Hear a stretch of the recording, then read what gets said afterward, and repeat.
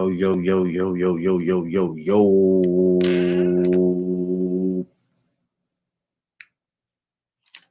Good morning, my people. What is up, everybody? Yes, sir. We are in the 19th day of the new year, and it is Monday. We should definitely start this off as we usually do, thanking the big fella for allowing us to wake up this morning, to open up our eyes, to yawn, to stretch, to breathe, to put our feet down on the ground, to see, being able to see another minute, another hour, another second. Peace to everybody out here on that Monday who's moving around. Some of you guys still have to go to work. So for the ones that do, shout out to y'all. Arrive where you gotta go safe. Always remember that your job can be replaced, but your life can't. So let's be aware of each other's safety. Let's not be out here driving crazy. Some of you guys, wherever you're living, the weather's kind of like crazy. And if it is, just be cool. Just be cool to where you gotta go, man. The place will still be there when you get there. I hope because of all this, everybody's feeling blessed, appreciated, and thankful. As you should. Top of the top to everybody. We're back with this boxing talk. But before we get to that, I would like everybody who's coming in, when they come in, to smash the like button, either on their way in or on their way out. Make sure you like, share, and subscribe if you haven't already. Make sure this is the channel for you before you do it. For some people, this is not the channel for them because I'm set up a little different from everybody else. You can't trick me into doing a lot of shit, saying a lot of shit, and being a part of a lot of shit. So just make sure that this is for you, for entering. Want to make another special announcement that I made yesterday, but I'll make it again today. Once again, shout outs to all my amateurs who competed Saturday, Strong Island Fight Night Series. Once again, shout outs to y'all. Shout outs to, I believe there's a lot of fights going on this week with a lot of amateurs. Shout outs to y'all. Shout outs to Gleason Jersey Shore, who got a show going on Long Branch, New Jersey this Saturday. Shouts to everybody who's competing this week. It's going to be a major week in boxing, period. And professional boxing too. We got a couple things going on this week. Big fights coming up. As y'all can see on the thumbnail, we got KHALIL Cole and Jesse Hart. We're going to talk about some other things before we even get into them. I'm going to have my couple people come up before we get into it with them. But now we're going to talk about some things that's coming up. I got some things I want to talk about too. So let's get into that. All right. So first timers, old timers, don't matter. Welcome to the No Duck Zone podcast. Let's go.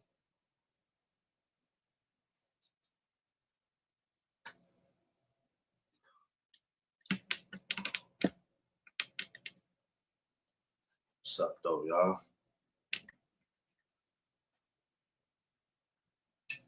So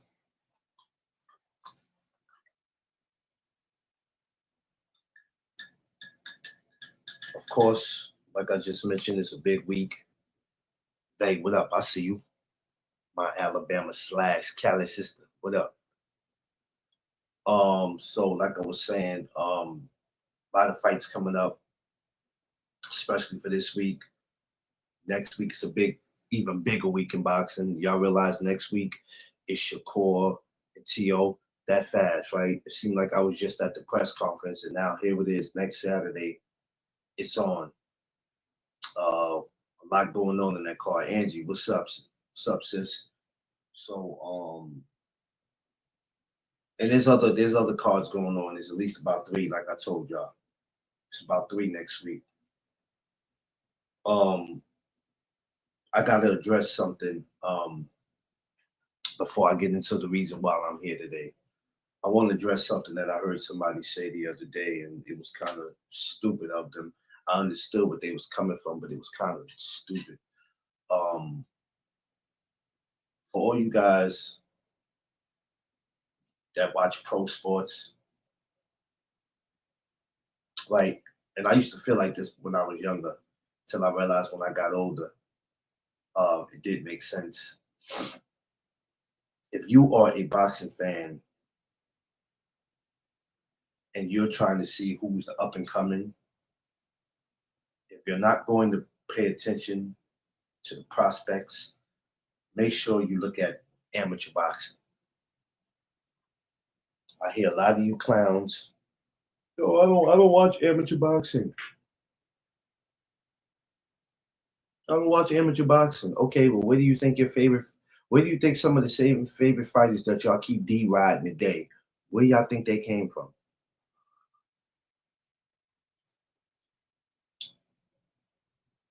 That's all I want to know. The Shakurs, the Devins, the Tanks, the Ryan Garcias, Brian Norman, the Boots, whoever you could think of, Gary Antoine, whoever you can think of. Where do you think they come from? You think they just came into the world and came out the womb with gloves on their hands and they turned pro? Now, a lot of y'all might not want to hear it, but at this point, I really don't give a shit what any of y'all want to hear. It's a new year. So I'm going to give it to you raw and uncut. Where do you think these guys started from? So it's crazy to me how you idiots want to sit home and argue boxing all the goddamn day about the same people, but then don't want to pay attention to the up and coming. Y'all kill me. So the same way you have to watch college basketball to see who's the next NBA star, you got to watch college football to see who's the next NFL star. Keep that on your mind, that all the ones that y'all like now, what do y'all think they were doing before they became pro? That's just something I wanted to hit y'all with, because, you know, when I heard somebody said it, then they had the audacity to say, "I don't watch prospects." And I'm looking at them like, "What do you mean you don't watch prospects?" So some of y'all need to just think about the dumb shit y'all say before y'all say it. Good morning to the Freeze. What's up with y'all this morning? What's going on? Ain't nothing. Chilling. You sound tired as hell, Free. Nah, I'm good. Did you get you enough rest yesterday? No, Yep. Sunday. Rest up? That's good. I figured somebody asked about you. I was like, Free chilling. Free probably somewhere resting up. Getting him some good old rest, because I know how it is when you have to get up and move around. I was laying back watching football, rest. Oh yeah, football The wife, Sunday. the wife had to do it.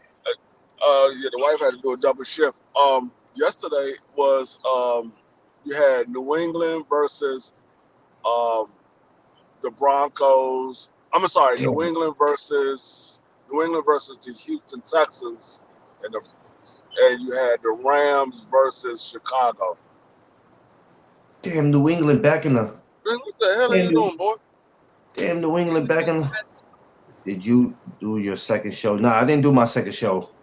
I didn't do no second show. I never posted it. If I don't post it, then yeah, it ain't no show. I said I was gonna do one 6:05, but me and Tiff took a nap. Me and Tiff took a nap. So yeah, I didn't do no second show. We sat back a little bit, took a nap, watched a little TV, and then we by the time I did get up, it was quiet. So yeah. But other than that, I was chilling. Now there'll be a second. Yeah, I was chilling. It's not that I didn't want to do a second show. I was sitting back with Tiff, and we were in the living room. We were so comfortable. We were watching a whole bunch of different movies. Then we watched a little comedy. Yo, if y'all ain't never seen Capone, the comedian, that dude is hilarious, yo. You gotta watch Capone, man. I've been watching Capone for some years. But he's a funny, funny dude, man. We sat back and we laughed at his crazy ass. And by the time I looked up, and I watched a lot of boxing. I was watching a lot of Shakur.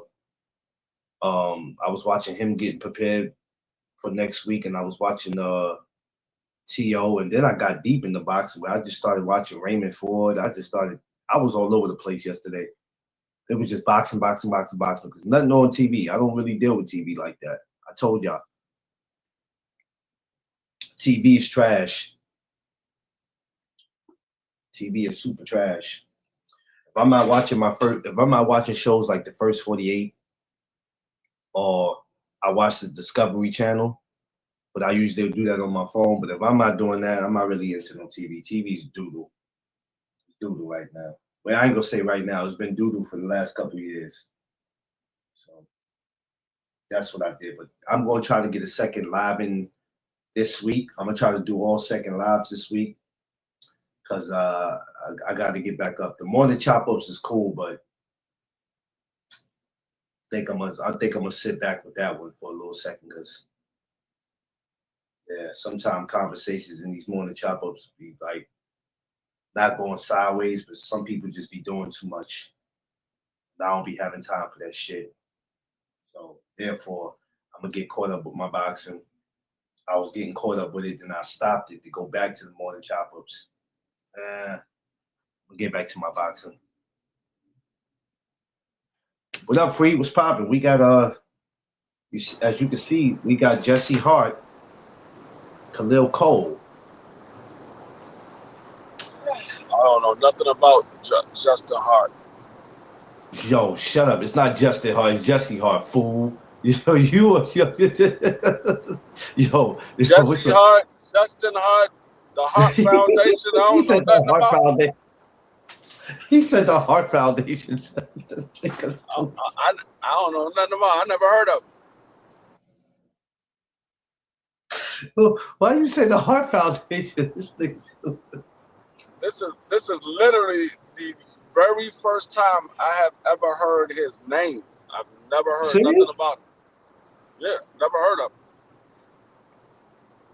Oh, get the hell out of here. Nope. Never heard of him.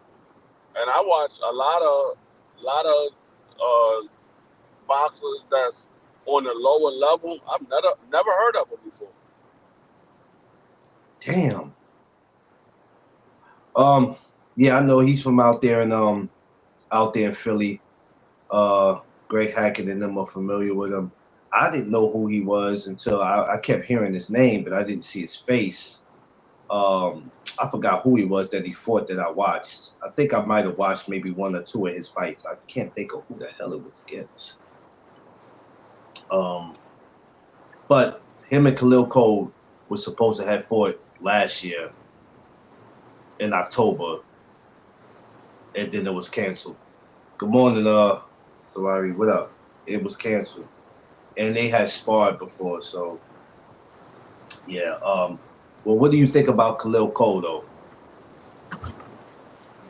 He's decent. Still upcoming, but he's decent. He just he got some stuff he need to work on, some flaws he need to clear up.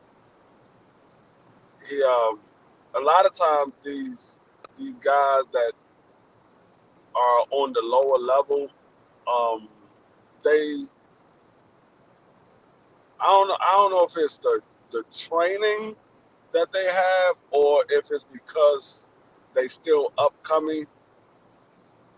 but the stuff like I don't know, like a lot of these guys, I think it's the experience. I would say it's more of the experience because a lot of Yeah. these guys they be having an amateur look to them, and it could be the experience. So it's almost like the trainer is not opening the entire playbook to them yet until they step up the competition. Yeah. Um, do you think it's because they didn't spend enough time as an amateur? Because you know, a lot of times now you don't have to have 200-300 fights as an amateur. You know, somebody can get in there and have 20 fights as an amateur and be like, "Yo, I'm done." And it's like, are you really done? Because 20 fights is really not enough, man. But, you know, could that be an issue? Yeah, that's definitely an issue because you need the amateur level. It's just like a basketball player. He said, "I'm not gonna go to college. I'm gonna go straight to the pros." And then you realize when he gets to the pros that he's playing with a bunch of grown men, and you be like, "Man, that man should have went to college." Like Yeah. I give it a perfect example. Kwame Brown. Kwame Brown never panned out to the potential that a lot of people thought that he had because he went straight from high school to the pros. He never went to college. Jordan just decided to draft him early in the first round, and I'm like, this dude, I don't know what the hell you saw him, but this dude ain't that.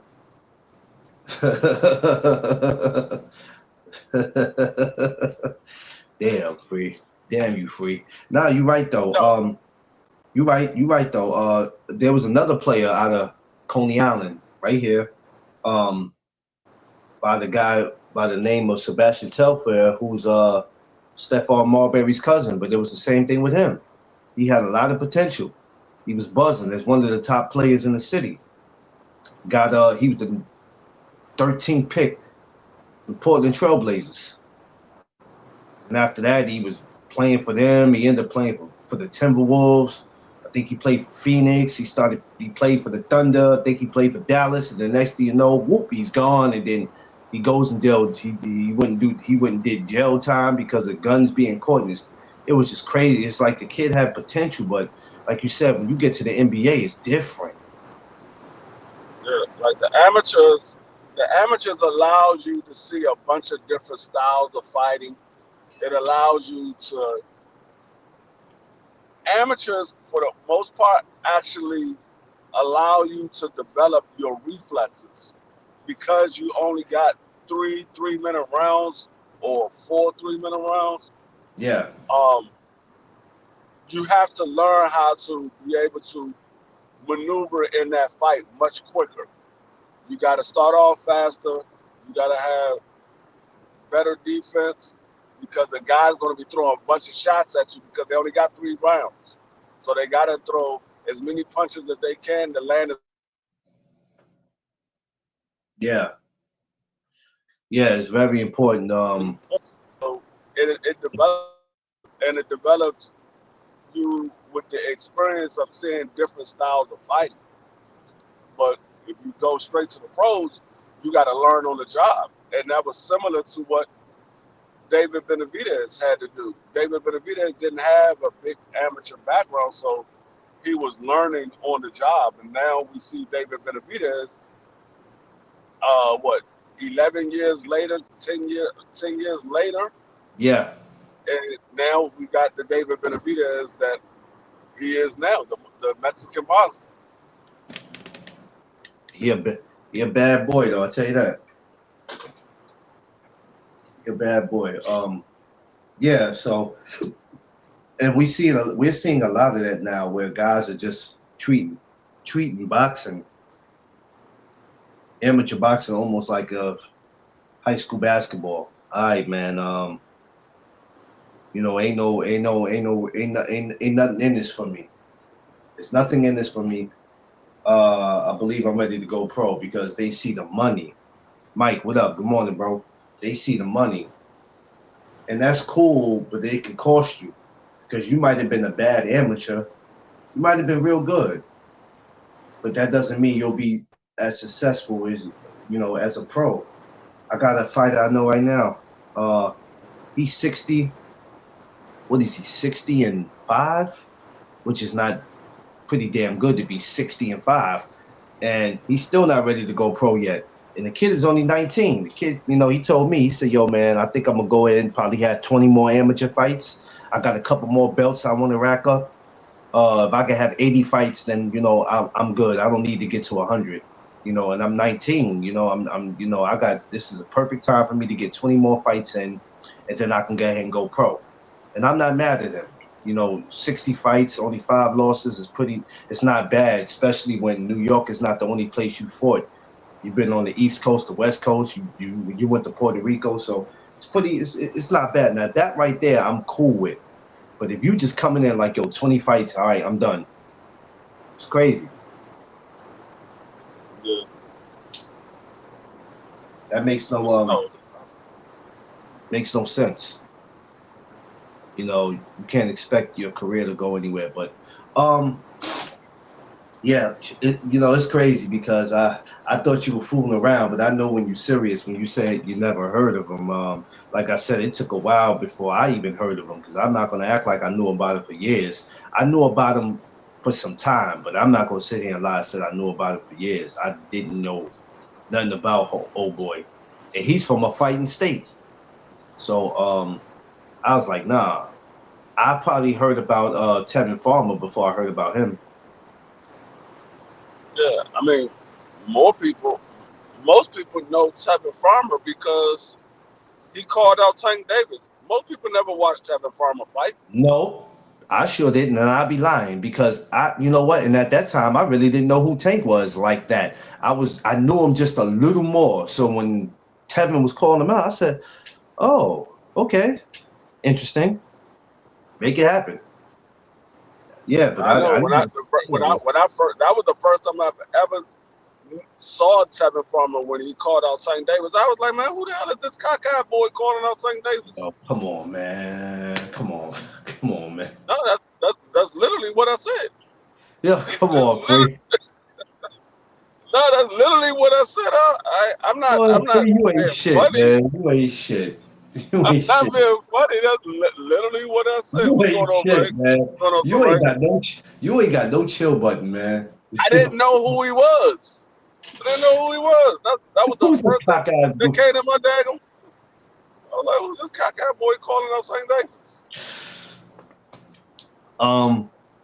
Do you think because of that, right, we spoke about guys not having sometimes enough experience, but do you think also for us not knowing a lot of these guys, Free, that sometimes it could be bad promotion?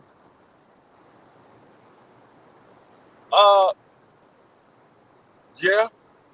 Well, you know what? I'm not even gonna say it's bad promotion. I'm gonna say it's bad. I'm gonna say it's bad management. Bad management. Because that's what I should have said. Management, not promotion, but management. The manager is the one that managed your career. So he goes out and looks for the promotional company for you to sign to. But he's also supposed to be looking for the best opportunities to get you the exposure. If your manager is not getting you the exposure, getting you with the best promotional company, you got a bad manager. Yeah, because when you are 31-3 with 25 knockouts, and if people say they never heard of you, I think that's kind of crazy. Especially when you fight, especially when you fight here in the US and you come from a fighting town like Philly and not too many people has heard of you. That's nasty. That's crazy. It's crazy. It's more so the manager. I'm not even going to put it on the promotion company because the promotion company might not even know who the hell you are. Yeah, that's what I should have said. Not the promotion, but the manager. And I noticed that lately in boxing. What I've noticed, Free, and I'm sure you noticed it, these fighters are struggling to get people to know who they are. Yeah, and it's crazy. Ticket sales, anything. It's like it's crazy. A lot of people say that, that he wasn't promoted right or whatever. I was like, now I had to step back and think about it. No, the promotional company their job is really only to promote a fight. They not Yeah. they're not their job is not to promote the fighter. Their job is to promote a fight. Your manager is the one that's supposed to manage your career. That's what he's there for. If he's not Yeah. managing your career and you leaving that up to the promotional company, then what are you paying a manager for? If your promotional company is the one that's doing everything that the manager is supposed to be doing, what do you have a manager for? Yeah. Make it make sense.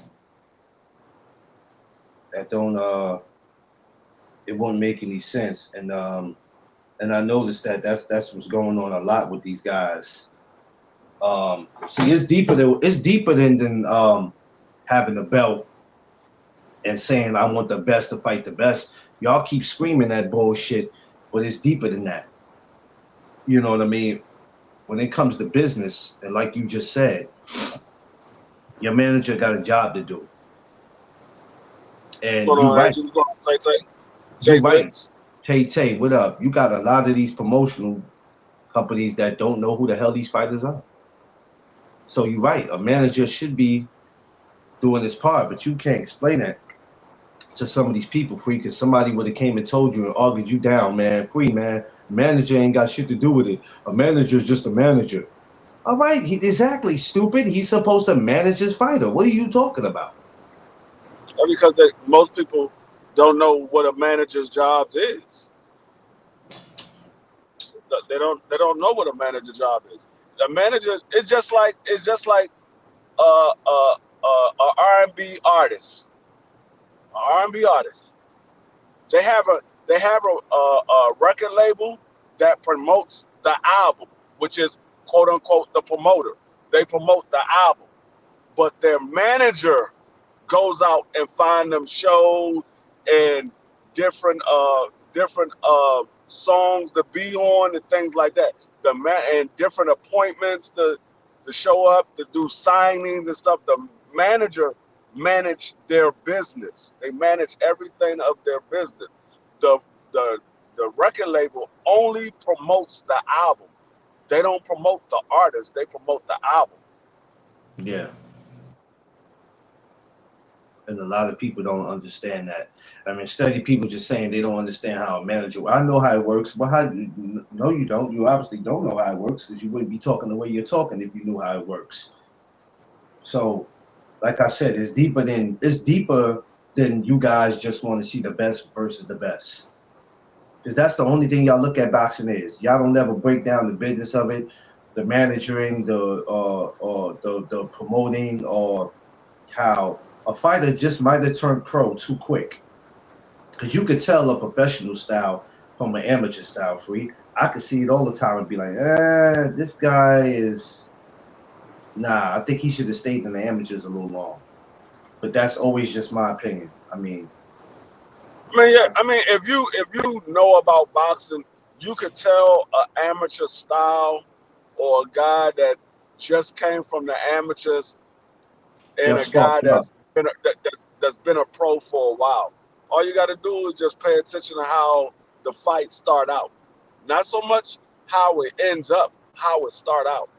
If you got one guy that just coming out there and he throwing a bunch of punches, and the other guy is sitting back and picking his shots and things like that, the one that's sitting back picking his shots been a pro for a while. The one that's just throwing a bunch of punches is just coming straight from the amateur because he still has that style. He don't know to take his time and set punches up. He just throwing a bunch of shots to try to get points. The other one is sitting back picking his shot, putting combinations together because he know he got time. I got time. I ain't gotta throw all my shots at one time. I got No, time. no.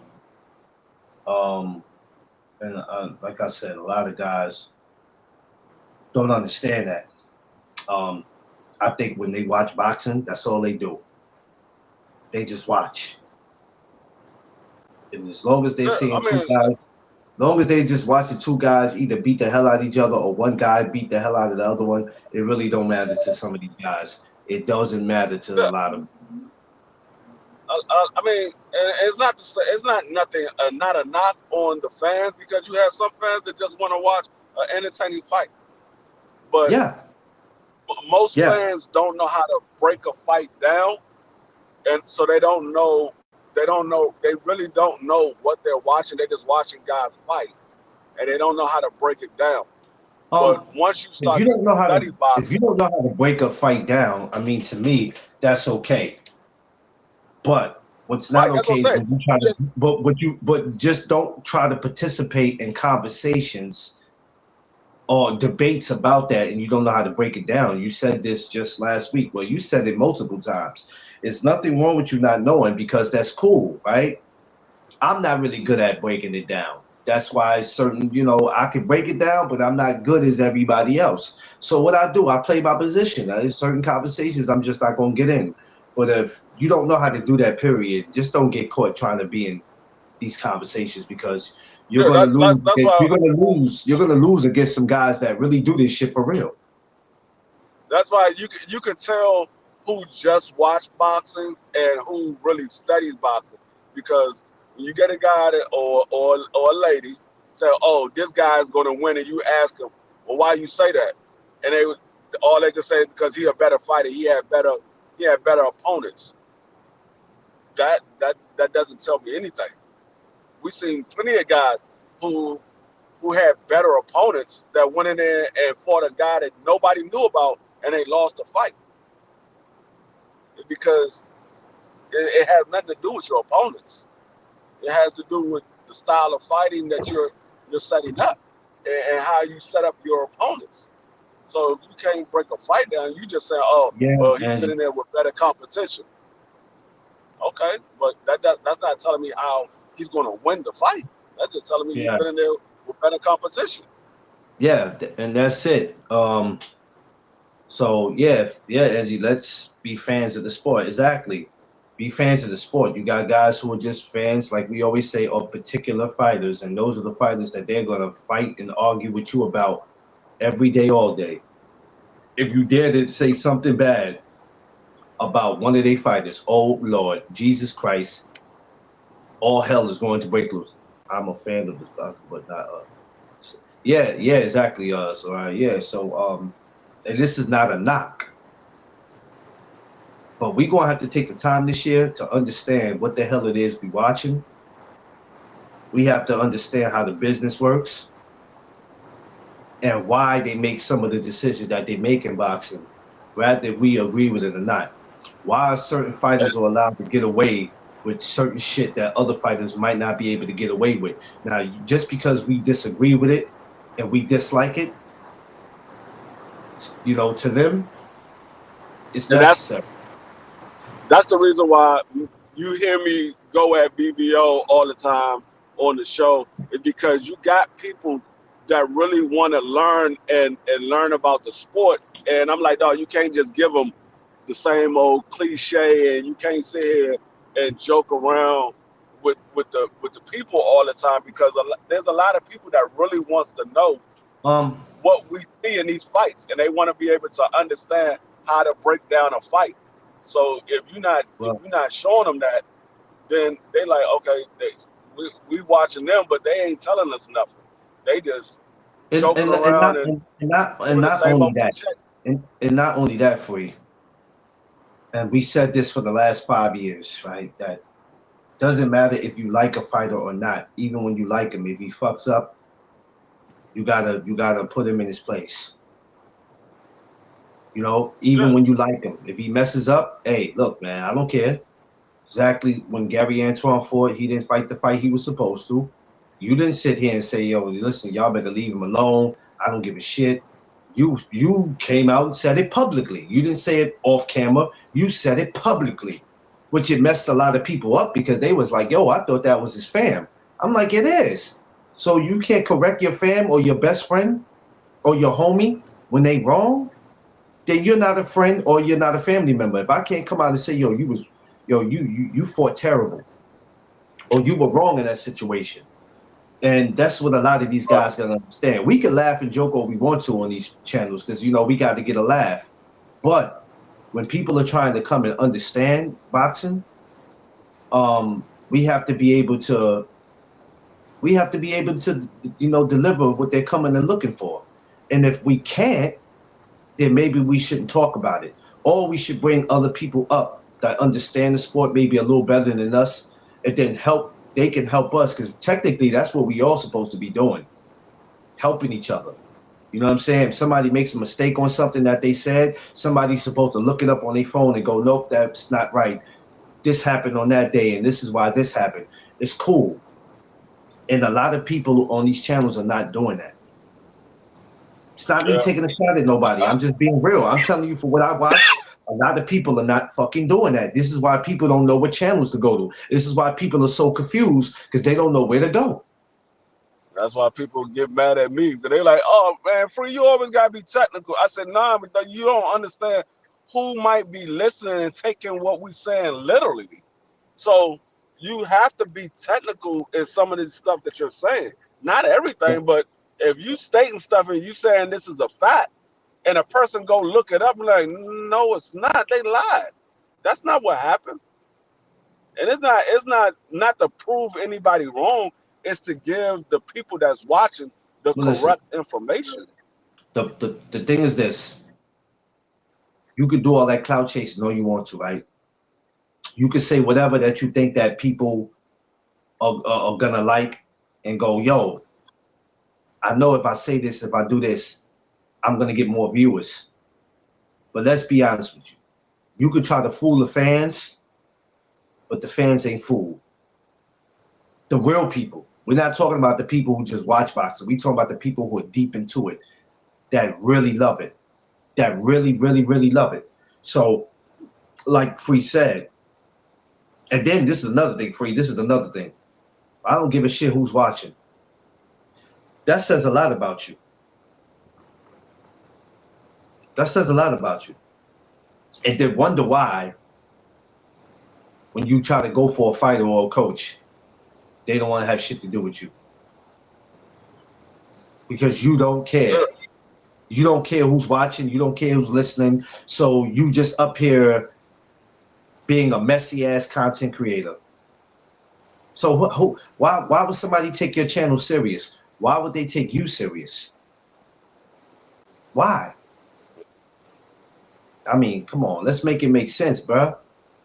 Let's make it make sense, man. That shit is crazy that the people who's trying to understand boxing and don't have a clue of what's going on, who might have took a break from watching boxing, or coming back now maybe and going, okay, what's going on? Keep me up to date, y'all. I ain't been around since 2017. I ain't been around since Tank knocked out Leo Santa Cruz. I've been gone for a minute.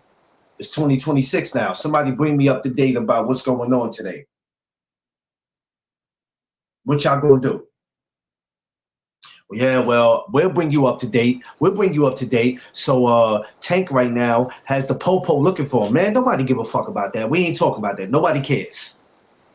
Bring me up to date on what's going on and who's supposed to be fighting who or who's fighting who. That's bringing somebody up to date. Don't bring somebody up to date thinking because you telling them the situation Tank is in, somebody gives a shit. Nobody gives a shit. No disrespect. That's what y'all don't realize. But you know what? Anything for views. Anything for views. That's what y'all do.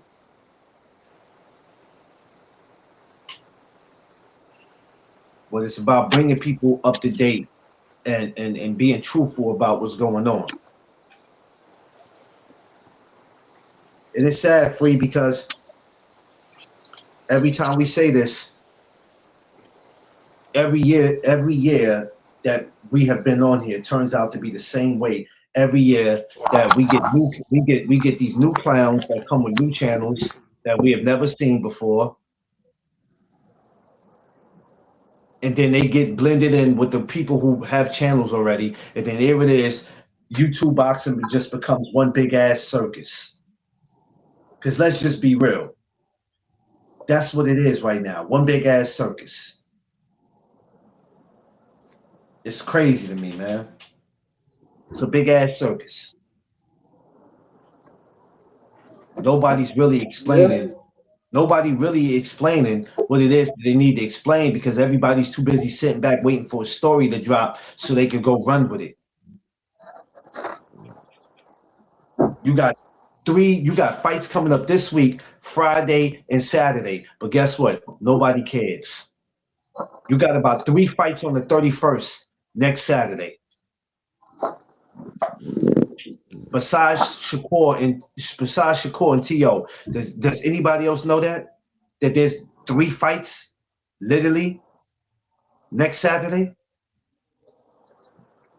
Oh, and there's a Pro Box card, excuse me, next Friday. I think they, if I'm not mistaken, I don't know if they in Philly or if they in DC or Maryland. I know they supposed to be somewhere near you, Free, for the Pro Box card this next Friday. I, Oh I heard my man Boxing Source. I heard him say that it was a Pro Box card. It's somewhere near you, I think. But what I'm saying is, you got all this going on, and you telling me, instead of you telling people, hey, there's a Pro Box card. If you guys ain't never watched Pro Box, look it up on YouTube. Just look it up, Pro Box. They got a lot of interesting fighters on there. It's interesting. Look this up. Look that up. Look that up. Y'all ain't teaching nobody nothing. Oh, but y'all don't believe me about Tank Davis? Go look it up, y'all. He got issues. All right, yeah, all right. And what are you saying? How is that teaching somebody the sport of boxing by bringing him up? You know, well, we're exposing him. He exposes himself. He don't need no help. Like, I don't get y'all. I don't get y'all. It's so easy for y'all to tear down somebody, man. It's so easy. It's so easy. When they don't need no help being tore down because they tearing themselves down with the bullshit they get caught up in.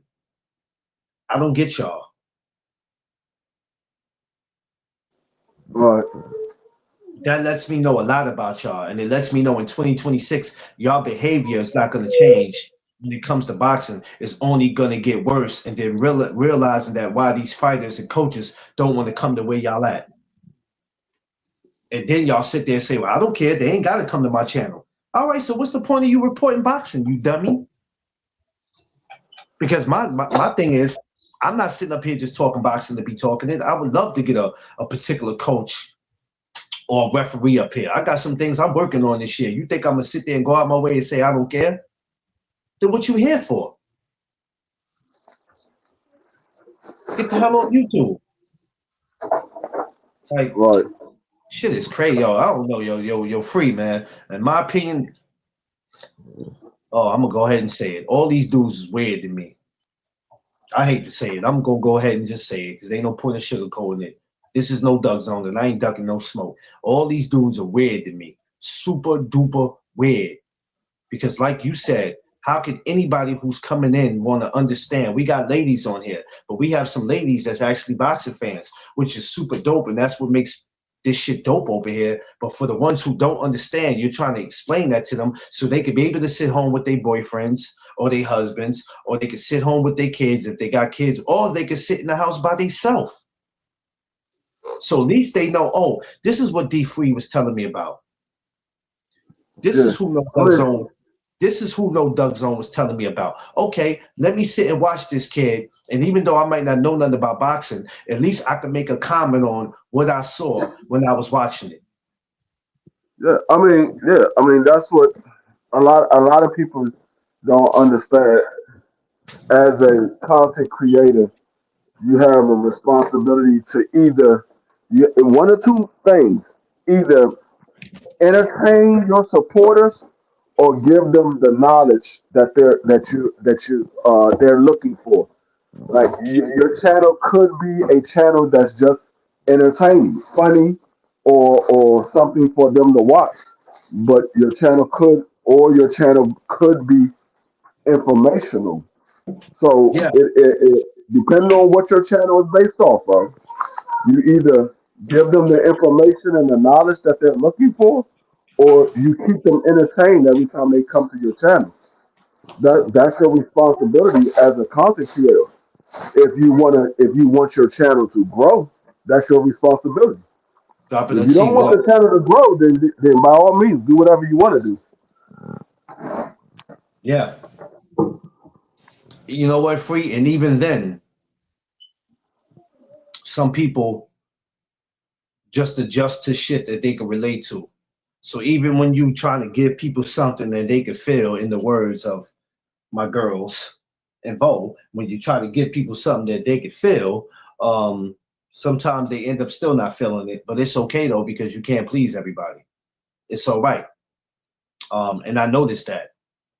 And I think that's why a lot of people do what they do, because they know that I got to give people something that they can just I'm gonna give them something that they can feel. So if I gotta go make up something, if I gotta keep reporting this, I'm gonna talk about Tank Davis 7 days a week and talk about how much of a criminal he is and this and that. And I don't like his braids. I don't like the color of his skin. And I'm gonna talk about the Virgil and boots. And even though I talked about it today, we're gonna talk about this shit every day until we get it right. I mean, Jesus Christ. Jesus Christ. Holy guacamole. In the words of my man Noriega, holy guacamole. I mean, Jesus. Jesus. And you know, and thank God there's many different places to go, because some people, and I'm not saying my channel, so I don't want y'all to be thinking, well, what makes your channel so great? Well, what makes my channel so great is that I don't sugarcoat anything. So you can think whatever you want to think about me and my channel. I could care less what you think, because I never sat up here with the intentions of thinking I was better than anybody. My content is better than anybody. What makes me better than a lot of y'all is that I'm not looking for no fucking views. I'm looking for clues. How do we fix this? Never Fold, what up, man? Welcome, welcome, welcome. How do we fix this? That's what I look for. When I talk about boxing, I look at it, you know, how could we get this fixed, if it's fixable? Because everything in boxing is not fixable. So how do we fix this? But steady everybody trying to come with that solution, everybody's just adding more dirt to the situation. You know, so it's like, you know, that's just how I look at it, man. I don't really give a shit how everybody else look at it. It's just that, you know, we have a responsibility, like I've been saying, as content creators. Yeah, definitely. You definitely gonna catch me at the Shakur fight. Definitely, fam. Definitely. Matter of fact, hopefully you'll catch me at the weigh-in. The weigh-in is next week. Come to the weigh-in if you can, Never Fold. Holler at me. As soon as you'll know me when you see me. Because I'm the shortest guy in the damn Barclays Center. All you do is look for a short, stubby dude. That's Clarence. Short, stubby dude, Clarence, with greasy fingers.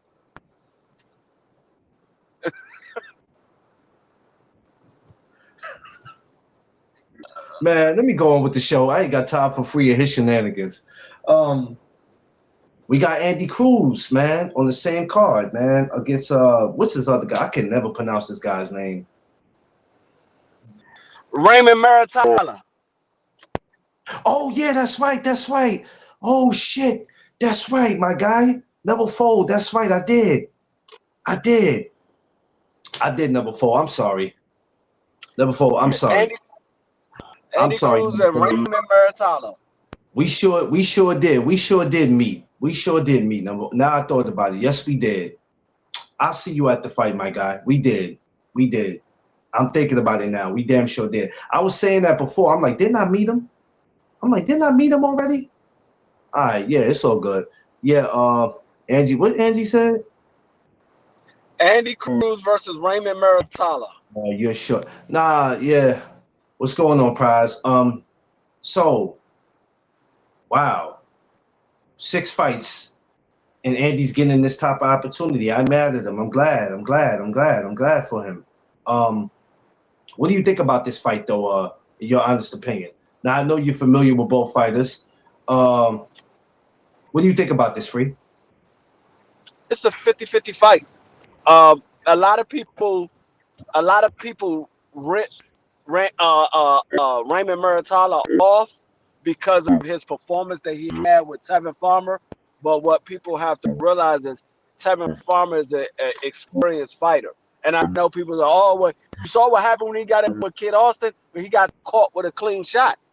So that's not to say that Tevin Farmer is not an experienced boxer and can be difficult for a lot of fighters. It just means he slipped up, got caught. He took Yeah, Kid Austin lightly and got caught. That was his mistake. That doesn't mean that he's still not a experienced fighter. So a lot of people rip Raymond Muratalla off because of his performance with Tevin Farmer, but this is a 50-50 fight. Raymond Muratalla can box. Raymond Muratalla got power. So, and I've seen Andy Cruz get rocked multiple times. Andy Cruz coming there and he's careless and he's not on his A game, he can get caught or he can get knocked out or hurt, and then that fight goes a different way because he got hurt and he's in there with a guy that can box. Hold on one second. yeah. I'm super excited about this one because I'm familiar with both guys. So this one's gonna be the ones. And to have Khalil Cole on it, like I said, to me makes it even better because I am familiar with him. But this one, I believe, is going to be good. I want to see what's going to happen after. What do either one of these guys go to do after this? What'll be awaiting for them next? Because there's so much out there in that division. So I'm definitely anxious to see what happens with either one of them. And let's not get it twisted too. There's a lot of talent at that division too. With the smaller guys. I mean, we always, we were sitting here talking about 140. 140 has a lot of talent. 54 has a lot of talent. If you notice in boxing, a lot of the weight classes that used to be popping, for some reason, they dried up a little bit. But there are certain weight classes out there that's, you look at them and you go, man, shit, it's popping. You look at 35 and people go, but 35 is still, 35 is still popping a little bit. Shout out to the ladies in the chat. I didn't know women watch boxing like that. Yeah, well, you know what it is, Fold, we're trying to get some ladies just over here, period. Because, you go to a lot of these channels, man, it's a sausage fest, and all that ain't cool all the damn time. We need some ladies over here too. So reason why it's good to have the ladies over here. So when they do get with a man that's into boxing, at least they'll have an understanding. Yeah, too much men. They'll have an understanding what they're watching when they're sitting with their boyfriends. If they meet a dude and the dude go, hey, baby girl, I'm going to this fight. Do you like boxing? And then that's how our channels get moved around. Because now you meet a man, he might not have a channel, he might not be on YouTube, but now you like, yo, I got a bunch of homeboys on YouTube. You can go over there and talk boxing with them if you like it. And that's how, that's how we help to grow each other, shit like that. So it's important to have the ladies over here. And we got a lot of cool ladies. That's not even just the reason why we had them over here. We got a lot of cool, some of the coolest women on YouTube, So that's the great thing about it. But no, when you look at that weight class though, that class is mean with Andy, man. It's a real mean class. You start looking at the people around though, Free, and you go, very interesting. It's very interesting. I want to see who Kid Austin gonna fight for the WBA title. I want to see who they put him in the ring with for the WBA title. If it was up to you, who would he be in there with? If it was up to you, if it was up to me, I make it a unification between him and Abdullah Mason, since his father got so much to say. Are you trying to get that boy? What are you trying to get done to him? According to them, Abdullah Mason is not who everybody thinks he is. They said he not that. He's overhyped. So I would say okay, make it a unification then. So are they going off? Are they going off him as a fighter, period, or are they going off his last performance? Because he got hit a couple times in that last fight, but he did pretty damn good for himself. Are they going off that? No, he didn't get hit a lot in his last performance because he did something wrong. He was in there with a real fighter. He was in there with somebody this is what I'm saying. That was good. What I'm saying is, what are they going off? Because I don't see what they see. They going off of what they going off for something that they shouldn't be going off of. That's what they going off. They going off goddamn sparring. They going off of sparring. He said goddamn sparring. No, you think I'm joking. This is literally what they're going off of. I'm laughing at them because what the hell is that? Like, they tripping. They're going off of sparring. They're not going off of them actually fighting Abdullah Mason in the amateurs and they beat them. They going off for sparring. I like Kid Austin. I won't take nothing out on him. I think it's just his father be doing a little too much.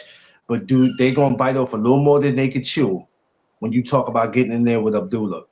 If that was to happen, there's not nobody that's a boxing fan that's gonna say I'm not watching that, because that would be cap. But I do have a fear of that happening. Yeah, his dad is. His dad definitely is. He definitely is. And I really don't like calling him. He definitely is, though. That's a fact. Never fold. This is the thing. You probably won't ever see that fight. At least not for a long time, because I was going to say that, Free. I don't really trust that side. I don't trust that side. I just it has nothing to do with the side or anything. These niggas went from saying they wanted 2.5 to fight Abdullah Mason to saying they want $20 million. I say I don't trust that side. They be capping, and then when it's time for the fight to happen, either the boy will get injured in sparring or the boy gets sick again. Man, that's weird. $20 million for Abdullah Mason? Hey, but I don't even think Abdullah Mason has made $1 million in a single fight yet. Free. You asking for $20 million? Does that not sound familiar? Who did that? Somebody we know that's fighting next week did that. Who did that? Somebody that's fighting next week? Teofimo, right? If you remember when he fought John. Teofimo Sr. had that conversation with Bill Haney. Remember, now it started off 4 million, then it jumped to 10 million. Then he told him the day of the fight, he said, "We'll take 20 million." And Bill looked at him and said, "Don't price yourself out." Right. And at that time, Tio hadn't made $1 million in a single fight. And he came out and publicly told everybody, I haven't seen $1 million in a single fight. They might well start asking for $1 billion. I was like, $20 million? What? I mean, 2.5 was a lot, but I said, okay, if Turkey get involved, I can see them getting 2.5. They could probably get 2.5 for that fight. I think between next week, 20 million? Yeah, that's crazy. Kid full of it. Him and his father. Yeah, but I'm gonna tell you, what's gonna happen now.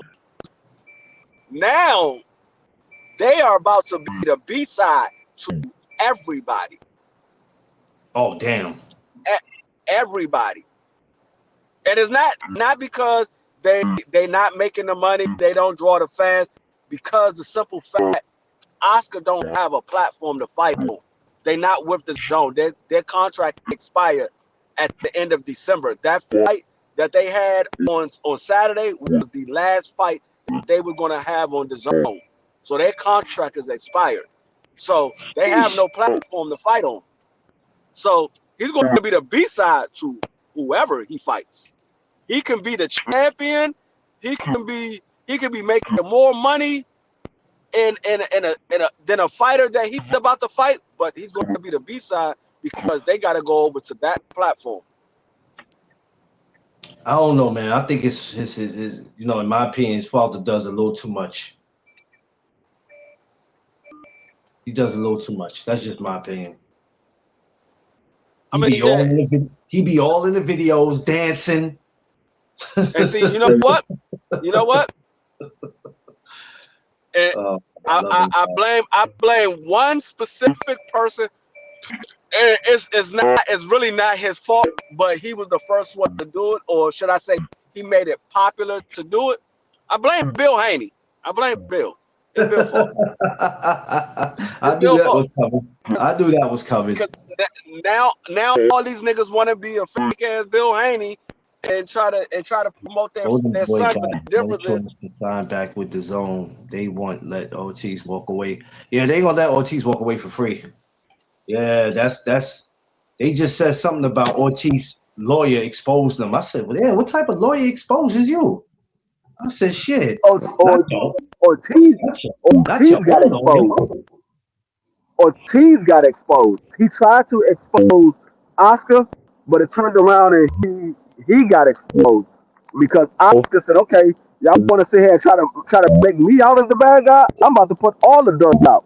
No, we was trying to get you $3 million, which was $1 million more than what you had agreed to. We was trying to get you 3, but you said no to the 3 and said you wanted 7. You're like, oh, you being difficult. You want $7 million. Yeah, it's damn. That's nasty work, man. Nasty work. I blame Bill for a lot of things. I'm scared of him. Hey, Angie, you know Bill. You might be walking down Manhattan one day and see Bill because you know Bill live here now. I mean, he's one of the places here. He still lives where he lives, but he got a place here. That man Oscar came out and exposed Virgil. He said, "No, y'all want to try to make me out the bad guy? No, y'all the bad guy. I was trying to look out for my fighter. Get you 60-40. But you want $7 million. That's the reason why we can't get the fight, even though you agreed to $2 million. The same way that Jawan agreed to $2 million. Yeah, Angie. I think last year, if I'm not mistaken, Angie, it might have been the end of 2024, maybe 2025. Bill moved to New York. He got a place here. Yeah. He's not like, it ain't like he's here all the time, but he got a little spot. He got a spot here. I don't know exactly where, but he be out here. He probably not here now because he probably taking care of business. But if you ever, yeah, it was last year, right? Yeah, number 4. I knew it was last year he moved here. You could be walking down Manhattan and you might see Bill. If he got any business, he taking care of here. But yeah, you could see him at any moment. 9 times out of 10, you gonna see Bill next week. If you in the Garden, I guarantee you, he's there for that Shakur and Tio. He's there for that. Please believe that. He gonna be there for that shit. He gonna be there for that. Please believe that. Because they supposed to be. I mean, the winner of that fight is supposed to be fighting that or trying to make the fight with Devin next. You know what's so funny?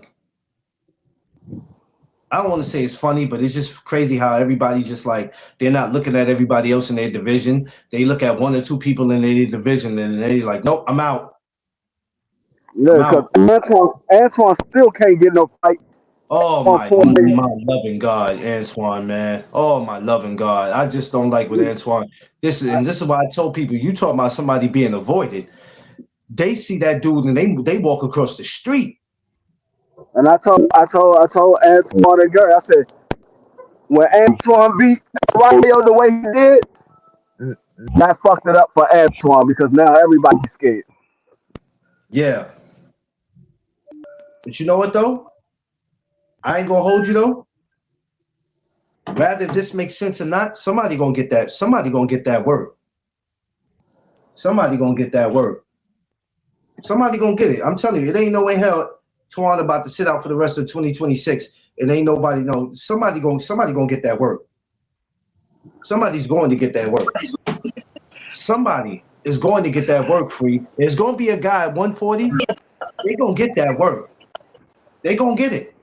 And I have Yeah. a strong feeling it ain't gonna be Hitchison. We ain't gonna probably see that, and that's cool. I accept that. Right? But he said, "Where's Charles Conway been at?" I don't know. I ain't seen Charles. Charles Conwell, trying to build himself back up because he signed the Golden Boy as well. He Oh, signed the damn. Golden Boy as I well, forgot about that. and being though that he signed the Golden Boy, and Golden Boy ain't got no platform. He pretty much gonna go forgotten. He's gonna go forgotten because nobody really knew who Charles Conwell was before that, and now that Golden Boy ain't got no platform and he got beat up the way he did in his last fight, he's pretty much gonna go forgotten. They're gonna be like, okay, well, he wasn't a real big, so we ain't really gotta worry about him. Yeah. And that goes once again to his manager trying to get him fights. If he got a heck of a manager, he'll be able to get some fights. Josh is probably on the forklift right now driving around, Bay. So that's probably why we ain't heard from him. He might be driving his forklift around. You know, when he's driving that around, he can't respond. He'll let us know when he in the, he'll let us know. He probably driving around. That man, Josh Santos got and he hurt his back. He got a hernia, but he'll be back in the fold in a minute. Yo, yeah. But far as that Abdullah and Kid Austin, I mean, go ahead. They can go ahead and play that route if they want. Never fold. You got because I'll never put the link in the chat. Are you on the gram? She said, "Shut up, Free." She said, "Shut up, Free." I'm serious. He slipped his forkload. I mean, his forklift was trying to pick up a pallet, and it fell over. The pallet fell over. It was a bunch of caramel delights in it, and his forklift did a 360 All right, I and got you. spin I got out, you right. and he I fell got out. you right now. He didn't have a seatbelt on. He didn't have a seatbelt on. It did a 360 and spent out, and he fell out the daggone driver's seat. It's you know what? He hurt his back. Never fold. It's the same thing as the podcast. No Duck Zone. Just look for No Duck Zone on IG. It'll come up. Because I don't never put my link in because of here, because these dudes is weird. The same. Oh, okay. I'll check it now. Because these people, you put it in, and these all these type of weirdos. Yeah. I learned I would never do that because these fools is crazy. That nigga whole forklift spent out on some daggone caramel delights.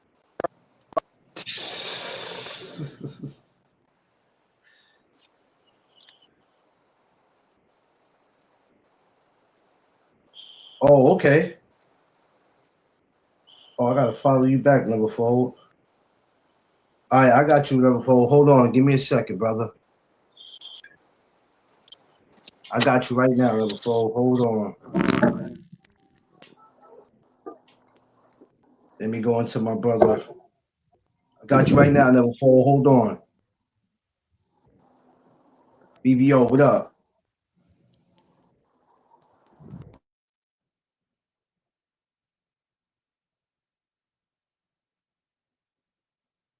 I got you right now, my guy. Give me 1 second. I'm about to send it to you. But good morning, y'all. Smash that like button coming in, y'all. Appreciate y'all.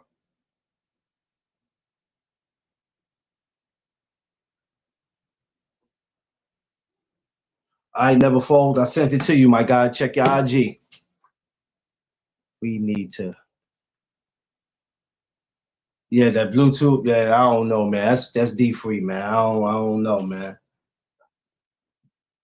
They over here working on your ass. They said you got to get that Bluetooth together. I don't need to get nothing together. I don't need to get nothing together. I don't. I only needed to get it. I only get it together if I want y'all to hear better. If I don't care what y'all hear, I don't care what y'all hear. Yo, that's crazy word. That's crazy word. Crazy You word. only do stuff if you care about it. I don't care about it. You sound like a frog. Hey, No, man. I'd rather sound like a frog than look like a frog. You know what? I'm not about to play with you. Calm down. Boxing, please. Uh, hey, I want to go back to the Andy. What do you think? How do you think that turns out, though? What will be the results for that? Knockout, stoppage, decision.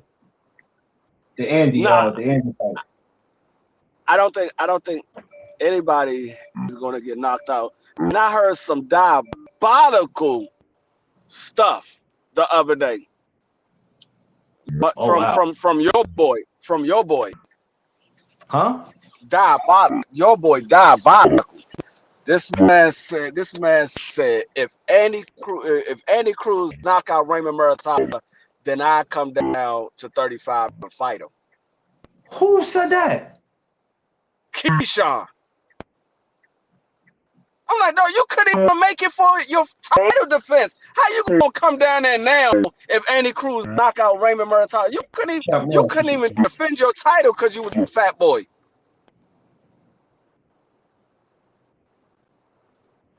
He said he will come down to 35 if Andy wins. Am I hearing you correct? How about you just come down to 35 and beat Andy Cruz because he whooped your ass in the damn amateurs? How about you just do that? Forget what he do with somebody else. How about you just revenge your 2 losses in the daggone Olympics to Andy Cruz? Yeah, I can't see that happening. But hey, let me mind my business. I'll mind my business. My brother never fold. What is going on, my guy? Yo, no DAZN. What's good with you? What's good with I can't call it, my guy. How you feeling, my guy? You know, we chilling, man. We woke up, thank God. Yes, sir. Always. Yeah. So we was just talking about this Andy Cruz and all that because you know it's fight week. So we was just getting into a whole bunch of different shit. What you want to talk about, good brother? I'm down to talk about whatever you want to talk about, you know what I'm saying? But since you talking about the card, man, it's a good card, man. You feel me? We got Andy Cruz on there, KHALIL Cole. We got other fights that I can't even think of. It's a good card. It's not being talked about that much, but I just think Andy Cruz gonna cook that boy. You know what I'm saying? I think, you know what I'm saying? His last fight, last couple of fights, he been looking suspect. You know? Yeah. I'm not a big believer in him. No way. He gotta show me, bro. But Andy Cruz, you know, he there working with Bozy Anderson. He's starting to load up on his shots more. He's sitting down on the shots, you know, and he been defensively a good fighter. And then you put him in there with Boots Anderson, him, he's only gonna get better, and we're gonna see him show out this Saturday. Yeah. I'm glad to see it though, and you know that class today in is still an interesting. That's still an interesting class though. 35 is still interesting. I think people are sleeping on it because the big name, for what we know, is probably not going to be there anymore. So Yeah. you know, a lot of people are like, man, they're so focused on trying to see what's happening with him, but it's like homie got issues right now that he got to deal with. So we don't know what's going to be the outcome of that. But when you look around at 35, you still got guys like Abdullah Mason, Kid Austin. 35 is still kind of dangerous, man. So I'm interested to see what's going to happen after Saturday. We were speaking about Kid Austin's father saying something about, you know, yeah, like they don't see nothing special about Abdullah. And I'm like, well, unless you plan on really making a fight happen, it's no point in talking about it because the thing I don't like, Fold, is when we get into these conversations about fighters that we want to see fight, what happens is we hype ourselves up for some shit that's never gonna happen. Yep. For whatever reason, right? And then we up here arguing about why it didn't happen. And I go, well, why did you believe that would happen anyway? Because nowadays you can't really believe too much of what these fighters say and what they fathers say. They fathers get more PC time than they do, which is it's crazy to me. It's crazy. And it seemed like the more you open up a platform for his father to come and talk, that motherfucker just gonna talk. He just gonna talk. And some of the shit he say, I feel like I'm listening to my aunt talk to me. Yeah, that dude is just So I'll be like, what did he say again? Wait a minute, let me run that back. You know what I'm saying? But if you want that kind of smoke with Abdullah, go ahead. I'm not gonna say I wouldn't watch it, but I'm not gonna it's get not myself. even about the smoke. It's like just what you saying now. It's like, yo, you can't take him serious. It's a bunch of trolling. Nah. He just yapping, bro. Know what I'm saying? Nah. He asking for like he asking for like what? How much he asked for? Like 3 mil, something like that. Like, come on. No, Man. he asked What for do you 20. He asked for 20 mil. 20 mil. He asked for 20 He mil. changed. He's smoking Yeah. crack. He started. Yeah, he started off with.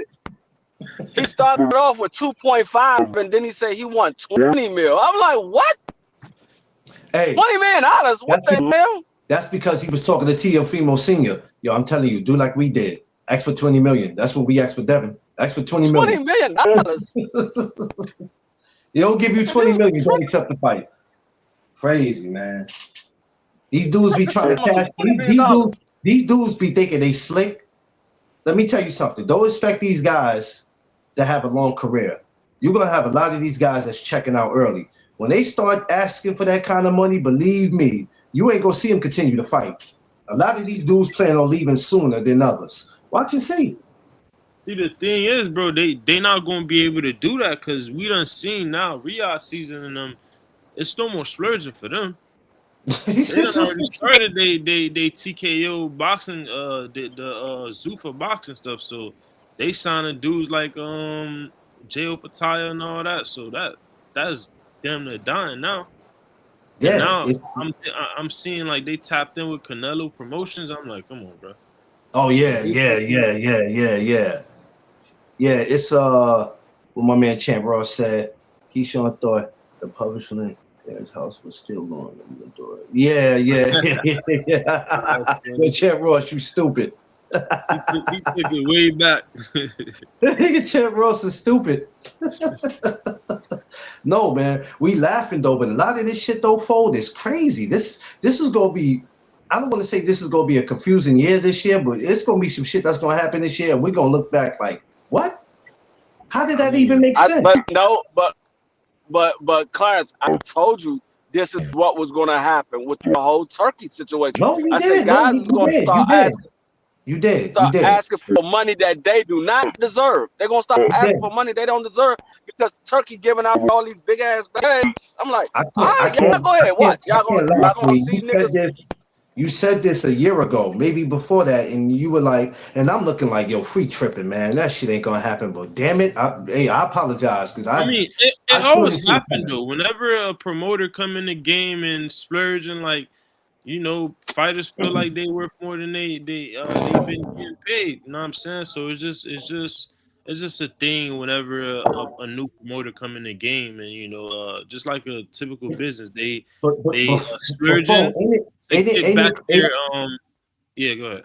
Ain't it? But I just want to say to you real quick. Don't mean to cut you off, but just isn't it crazy when you see what Golden Boy's going through? You see what Top Rank went through, and it's like, damn. After a while, shit, this is crazy.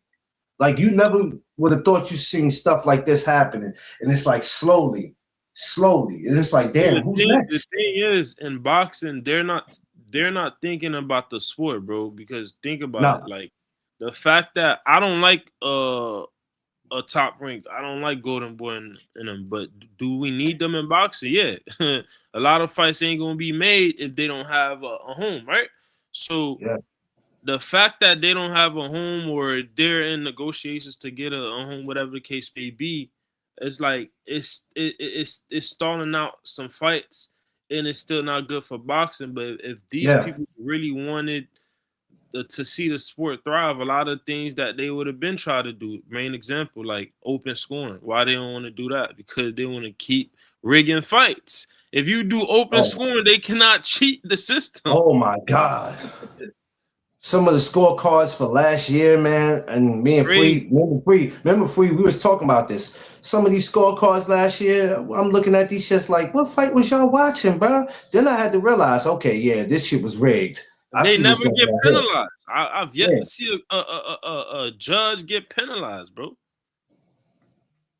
It's only one judge I've seen. That Cheatman buddy, like, dude, cards be crazy, bro. Yeah. Yo, thanks to all who subscribe. Yeah, no doubt, babe. We're gonna make sure you get what you need. Yeah, it's crazy. Like, what's the judge? What's one of the judges that everybody be talking about? And they said they hate seeing when this motherfucker come around. Cheatman dude. I forgot Tim Cheatham. Tim Cheatham. Yeah. They be like, when that dude come around, I can't stand him. I'm like, yeah. Whenever you hear his name is around, you like, here we go. Yo, dog, I've never seen a card from Buddy. I'm like, bro, he was watching the same fight everybody watched. I've never seen a scoring card from him. I'm like, okay, bet. It's always been horrible. But yo, fellas, his last name is crazy to me. Cheatham. Yeah, it's crazy. Like, how you have a name like that, yo? And the name goes with it. Like, that shit is crazy, though, to see that happen. The whole time, look how Willis, right? We haven't seen him in a fight since that Gervonta Davis knee situation, right? Yeah. Why is that? Because for me, if he getting violated, everybody else got to get violated, bro. If you do wrong, you got to get cooked. You can't be picking and choosing. You know what I always say, Fold? And I just said it when I started the show earlier that everybody doesn't face the same consequences. Facts. In boxing. I noticed that certain fighters can get away with shit, and then there's other fighters, they'll get him up out of here. You like, well, if you got him up out of here, why the hell you ain't get him up out of here? Yeah. Or why is it that this referee was penalized, but that referee wasn't? You're like, it's certain motherfuckers they protect, and I noticed that. I mean, it's been going on for years, but I've never paid attention to that until I really became a content creator. And then I look at certain shit and I go, oh, y'all be picking and choosing what y'all be want to do and who y'all want to do it to. It's crazy. Yeah. Like when somebody get a belt, they could just win the belt, not even have the belt for 30 days, but then tell you, you got 30 days to do this and do that. And it's like, damn, can I enjoy being a champion? Y'all ain't put this kind of pressure on Canelo, but y'all putting this shit on me. Look at Canelo. Like, we going on 4 years in counting. Until Canelo fight Benavidez, he's still ducking. Like, you know what I'm saying? 4 years in counting, and he still ain't fought. They never mandated the fight. And you know what, though? And the fans of him don't make it no better when they sit there and say, that man ain't got to. Why should he fight Benavidez? He shouldn't have to. Oh, he shouldn't have to. But you telling me who my favorite fighter should fight, but your favorite fighter ain't got to do shit. He ain't got to fight him. What is he supposed to get out of that fight? If he that's the thing, though, bro. If you a professional fighter, it don't matter how much ducking you doing, you're gonna get a BTA handed to you by a fighter, regardless what happened. You was ducking Benavidez, got the belt put on him by Crawford, so it was due anyways. Somebody was gonna do it. So all somebody that ducking, was gonna do it. Trying to fight. But all right, you don't want to let that guy do, another guy gonna do it, bro. It's just meant to be. Just like how you can't get away from being born a deaf. Like he got beat twice for ducking David Benavidez. He got beat by Ball and he got beat by Crawford. Yeah, but that Crawford one was like crucial. I was like, God damn, shit. Oh man, that shit's crazy, man. Yeah, but you know what though? When you think that you're ducking somebody, and it's like, yeah, but then the ass whipping comes back around to you. And I don't feel bad. And that's not just for Canelo. That's for any fighter. That's even for my favorite fighter. If you ducking somebody knowing that you were supposed to went that route and you thinking I just avoided an ass whipping, but this next guy I get, oh man, I'm going to make an example out of him and he makes an example out of you. You look crazy. That's what happened. That's what happened to Tio. That's what happened to Tio. He ducked Devin Haney and got whooped by Kambosos. Oh, See, listen. Oh people be man. so fanned out. They be thinking just because you talking about a specific fighter that's doing it now, that Yeah. means that other fighters hasn't done it. Like they've been ducking even when before Yeah. they allowed black fighters to fight for the world championship. Dumb fighters was ducking fighters back in it. Oh no, I'm not fighting him, this and that. It's been going You, on you, for you, forever. It's never gonna but stop. you know why it's like that, Fo? Because remember back then there was no social media, so Yeah. they figured that everybody you saw fight was supposed to Yeah, fight who they everybody. fought. But Yeah. I talked to a lot of fighters in Hall of Fame events, old school fighters, and they be like, yeah. And That some of the murderers, names, bro, some of the names they told me that they were supposed to fight, and I'm like, he avoided you? man. Yeah. Get the fuck out of here. He Shoot, avoided Sugar you Ray for real? Robinson name is on that list too. Charlie Burney Yes. said Yes. Sugar Ray Robinson ducked him. Yes.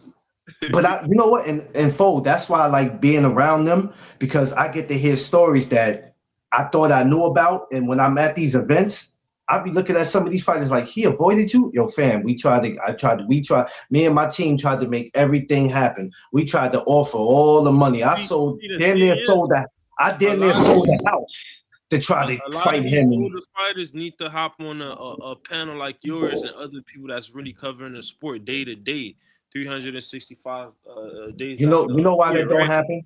It Yeah. doesn't happen a lot, not because a lot of times it costs to have these fighters up here, but a lot of times it's our job as content creators to make that happen. The Yep. problem is we so used to, well, not me, but some of these guys, they just want to be up to date on what's going on Yeah. today. The new They stuff, don't yeah. care about the past. So if we're not I talking mean, about Boots, for or if me, we're not talking about Tank, if we don't have a Bill Haney up here, if we don't have this guy, then what are we gonna get by bringing this old head up here? Which is crazy to me. for me, when I really want to be entertained by boxing, bro, I go back in the days, bro. 50s, 40s, 60s, 70s. Like, I don't Yeah. be entertained by this modern day boxing. It's But then all you like need to be lame. you need to come up here on Thursdays, because I haven't did it in a while, but I'm coming back. So I do throwback Thursdays where Oh, that's a I go back. fact. Oh, I go back old school boxing. Yeah, I mean, when I Like go I was back supposed old to talk school, about Ike Corte. I'm gonna finally do it this Thursday, because me and Free was supposed to do Ike Corte, and we're gonna finally do it Thursday, because like we were saying earlier, we teaching people about it, and I'm also learning, because there's a lot of things I'm still learning. Like, you're never too old to learn something, right? But for the people who don't understand what's going on, or they're not familiar with none of these fighters, all we're trying to do is just teach them. But I'm they learning. don't want I'm to learning learn, at the bro. same They time. only see the thing is they only care about prime example, right? Because Shakur Stevenson, right? I got a Yes. problem with this guy, right? You know why? Why? Because first of all, he's a part of my generation, and he's gonna go down as one of the best fighters in his generation, right? And he Yeah. be talking as if like, bro, only Floyd Mayweather and people like Sugar Ray Leonard existed, bro. Without these guys before them, remember that he said that, oh, Sugar Ray Robinson is not good because he couldn't keep his right hand up. It's like, bro, do you not know the fighters that you deriding? Their whole style came from a Muhammad Ali, Sugar Ray Robinson, and he be saying dumb stuff as if it's like, bro, why are you saying some of those things? You need to go back and pay attention to the guys that made a way for you, because you ain't create your own style. The style, all that stuff that you're using came from the older generation, right? Yeah. No, that's He you don't. be talking about Floyd like as if Floyd this, Floyd that, Bud Crawford this, bro. These guys you talking about, what style of fighting did they create, bro? Know what I'm saying? You talking about Sugar Ray Robinson that came with his own style. People wasn't fighting like he was fighting. Like, he was so good at his game, Muhammad Ali, like, damn, I got to fight like him. Other fighters seen Muhammad Ali, they took, like, look at Larry Holmes. Like, his whole style is, like, off Muhammad Ali. You know what I'm saying? And in the chat just said it. He just found out about Marvin Hagler. Like, bro, what? Yeah.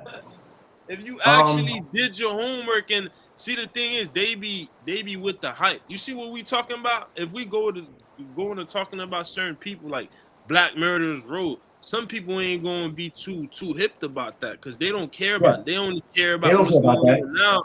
But They what's don't care going about on that. now, bro? The world don't know about what's going on now. But back in the days, No, fighters, the world knowing about them. That's the no, difference. they don't. I remember there's times me and Free had conversations up here, and some people in the comments were lost. Yeah, they bored. They bored now. You They ain't were talking lost. about old And Tank then Davis or what type of shoes he that's wearing. what That's I'm. what they be into now. That's just what I was about to say. Buddy Somebody dropped will one come out. video the other day and everybody posting like it's news, bro. Like nobody cares about that. That's not even boxing, bro. It's not. First of all, one thing about me, Fold, and this is for everybody to understand. And I know this is going to sound corny because you can't stop this from happening. I'm never a fan of tearing any man down, but I'm not a fan of tearing a black man down. If somebody done did something, they got to face the consequences of whatever they did. And even if I talk about it once, I'm not coming up here every day talking about that shit. Because when people are coming to check your channel, they gonna be like, wasn't you just talking about this shit yesterday, the day before, and last week? Is this what your channel's based off? Is this based off this one dude? Because if it is, I'm gonna go somewhere else. You know what I'm But saying? People don't want to hear that shit every day. you know what's sad is that the people that really take their time to cover the sport and really talk about different things, they don't get the just due, bro. If you look in boxing, the people that's doing the most numbers are the weirdos. You know what I'm saying? Doing all Um, keeping up with the because writing paragraphs about men and doing weirdo and stuff. not only that, I always say popularity versus the truth, and nobody cares about what the truth is. They care about what's popular.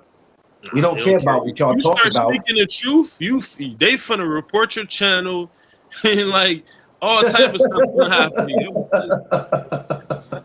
They They don't gonna want to hear report you the like a truth, bro. motherfucker. Yo, foe, you stupid.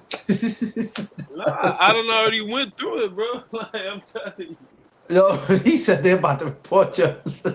they did that to me already, bro.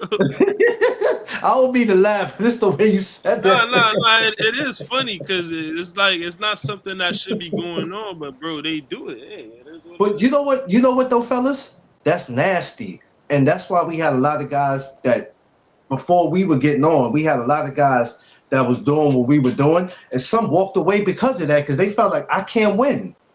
I can't Yeah, win against I these ain't gonna other lie, channels. I bro. can't win against these other channels that it's like I can't do it. It's a popularity shit, Before, and I can't win.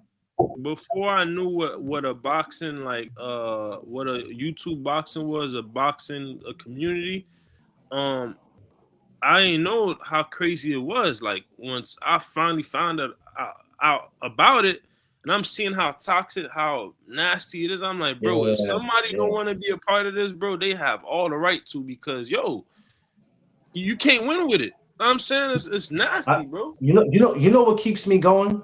I'm not gonna lie, man. Besides me just being a married man, it keeps me going in life because I deal with a lot of the amateurs, so Yeah, it keeps me going. And I get to meet good brothers. Like when I met Thomas, that was off the strength of me being on here, meeting D Free. yeah. And then when I got to meet you, I was like, oh, I finally get to see Fold. Something good does come out of this, but we just got to separate ourselves from the goofy shit because, like you said, I don't like to disrespect anybody, but the ones who really be doing numbers they really ain't talking nothing.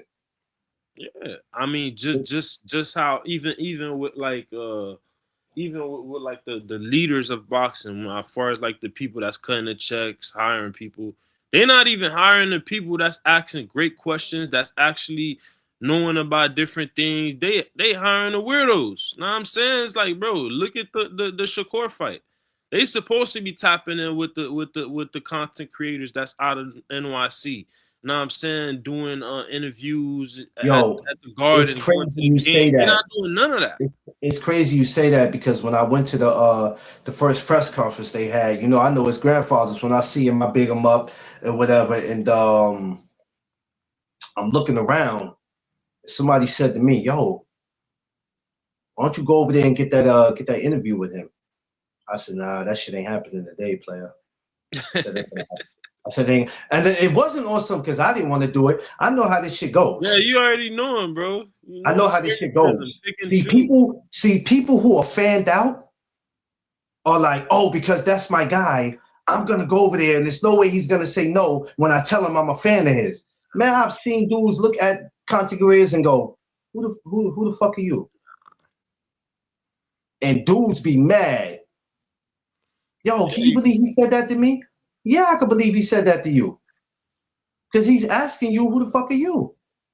Like, if you don't have a certain name, like Fight Hype, Fight Hub, it's just certain people, Champ Side, it's certain names that they go, okay, they're going to stop everything they're doing and give them that attention. But other than that, you know, and I'm cool with it. You know what I'm saying? I don't get offended if somebody don't know who the hell I am. I don't really trip about that, fold. I really don't. You know what I'm saying? No, I just continue.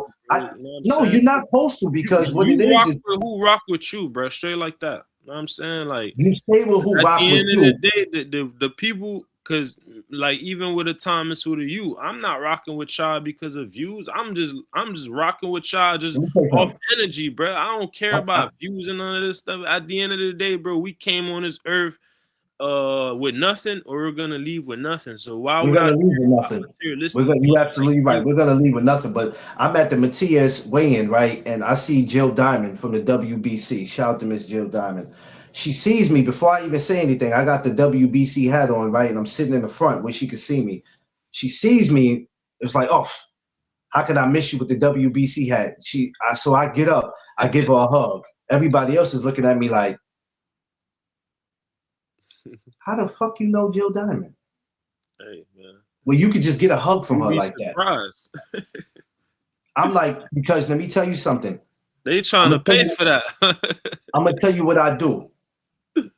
Because I know she's involved in boxing, a lot of times when a lot of these amateurs fight, I'm always sending her videos of these, hoping that she'll show the top dog, because boxing always needs new stars. And they don't realize that it starts from the amateurs. Like, we could talk about all the top fighters, like the Tanks, the Shakurs, the Devins, and all of them. That's cool. But eventually, when they go, who's next? So, you know, even when I see somebody like Abdullah, who has a lot more years. What you're saying is this. Don't mean to cut you off, right? No, go ahead. What you're saying is this. You're in this stuff for boxing, not for the fighters, which that's how it's supposed to be, bro. And that's the reason why I never get caught up in favoritism, and I never get caught up in having to choose and pick. Because I tell people, listen, I'm a man who, like you've seen in person, I got to go places. Now, we're not to sugarcoat these boxing conversations, but you don't want to go somewhere where the fighter's team or possibly the fighter want to step to you. Because I've seen it happen, folks. I've seen it happen in front of my eyes. I've seen dudes keep all that energy on social media, and then the team run down on them, and then they got some poor excuse about why they said what they said. And I'm like, dog, I'm not living like that. You're not running down on me. It's not, I'm not doing that. At the end of the day, you gotta be a man, bro. You know what I'm saying? Yeah. Like, if you said something, then when they step to you, say, yeah, I said it. That's how I felt. But don't sit there, yo, man, that's just for YouTube. That's just for me to get 3,000 views. You know, this is what the people on my channel like. I'm just giving the people on my channel what they want. But it ain't the people on your channel that's gonna save you when these fighters on this entourage catch your ass. I'm just saying. These type of guys don't be outside. No way. I ain't go. Nah, they don't be outside. They don't be outside. Like Crush saying in the chat, bro, Black Murderers Road, the fighters that was on that list, bro, the most avoided fighters of all time, man. You know what I'm saying? Yeah. Different. And people don't want to learn about stuff like that, because the first thing they tell you is, I don't have time to learn that. I don't have time to learn that. I only care about what's going on today. Why is Virgil and Boots not fighting? Y'all want to talk about stuff from 30, 40, 50 years ago. I don't care about that. I want to know why they not fighting, and why is Golden Boy going through what they going through, and when is Top Rank going to have a platform to fight drama. That's the type of stuff that they like, bro. It's like, yo, yeah. Come on, man. That's what kills me. And I told Free this, man. I've been telling Free this for the last couple of years. I say, yo, free, man. These dudes talk more than every woman I've ever been with. That's crazy. This shit is crazy. Like, you expect the women to gossip, right? You know what I'm saying? And then you can't get mad at them. You can tell a chick all day, you talk too much. Y'all women just don't know when to shut up. But that's what they do. But with these dudes, you like, dude, really? That's what we doing? That's what we doing, homie? Yo, I'm just saying, though. This is crazy. This Cam and Mason and Jim Jones, this is crazy, son. I'm going to report this every day. Oh, I got 3,000 views for this today. I'm going to do this for the rest of this year until the 31st of December. Watch how my YouTube channel look. You're not going to last, bro. If you just going towards that route, you're always going to need something, some BS to be going on, bro. That's not like how you last in this stuff. You know what I'm saying? Listen, like I told them, eventually all that shit that you doing is gonna catch up to you, and somebody gonna black your eye. Trust me, somebody gonna black your eye. And it's not because my thing is, as a content creator, you have a right to voice your opinion, but there's a difference between you voicing your opinion, trolling, and then you disrespect it. And if you're not worried about it, it's because you're somebody that's not coming outside. Because believe me, you're going to worry about it. That's exactly what I was about to say. Because these guys be internet keyboard warriors. Like they don't see the sun, bro. You know what I'm saying? They don't know what it's like to be outside. I've literally seen dudes looking for back doors to run out of. I've been in videos and dudes is looking for, oh my God, that's team such and such. Damn. See, I said, well, you knew they was gonna be here, and you know you've been popping shit about this dude the last 2 years. Why would you even come, stupid? You should have stayed in the crowd with the fans. You had a better chance of hiding out, but you gonna sit right here thinking that somebody ain't gonna notice you? I ain't gonna lie with me. You a nice guy. I would have went live and showed that.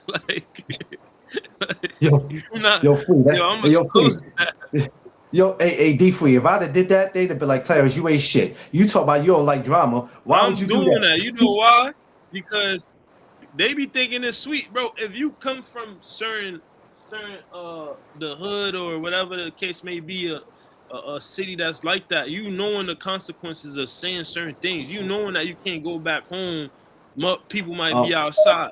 You know what I'm saying? These guys don't know none of that because they don't be outside, so they say whatever they want to say and then think it's sweet. Nah, bro, you're gonna pay the consequences of certain. Angie, some people choose not to go that route, but don't think everybody the same, bro. It ain't. Angie, let me make a comment on that real quick, Angie, because I wasn't gonna entertain that shit. I'm gonna just tell you this: it doesn't matter to me what they were fighting over. Brothers go through shit, but it's just sad that they had to get caught on tape. Like somebody had to, because you know somebody's over. I don't know what they were fighting over. Brothers go through shit, so I'm not gonna act like that's new. Because me and my brothers done got into plenty of fist fights, plenty. Shit happens. It's sad that happened, and I'm hope that they shook hands and and hug it up, because we don't need that. Because with incidents like that, you got some idiot right now on YouTube is waiting so they can go up there and just talk about that. Did you see that? Did you see that? I mean, they brothers. Ain't nobody on here that can't tell me that they never had a fight with their brother or their sister. Shit happens. It depends what they fighting about. For me, it don't seem like they fighting over typical brother stuff. It just seemed like, because once these guys get to a certain level, it's about money, females, and just things that brothers and just that's been tight shouldn't be fighting over. Because if you fighting over money and women, bro, that's not somebody that you call a blood. I don't want to say what they were fighting over, because somebody told me what they was fighting over, and I said, you got to be fucking kidding me. Somebody told me. I don't want to say it on here, but I'm going to tell you behind scenes, and I'm going to tell D-Free if he didn't hear anything. But I said, ain't no way in hell you telling me that's what they was fighting over. No, I know. Did you know, Free? You know, right, Free? I said, you can't be serious, bro. That's what we doing? I mean, whatever it is. Like I said last night. Yo, Fold, I'm going to tell you, that shit is nasty work. That's all I'm going to tell you, Fold. Nasty work. Hey, I told them last night, me and my brothers, we didn't have fight. Well, my brother, I only got one. Me and my brother, we didn't have fight. I didn't had a black eye. He didn't had a bloody nose and a black eye. It happens. This is what brothers go That's through. probably was from like a younger age though, bro. Like they grown. Hey, Vay, I can't say it on here. I have to say it behind scenes because that's just me. Some people ain't got a problem until they channel get flagged. I'm not gonna be one of those, but I'll tell you behind scenes. All I can say is more than meets the eye.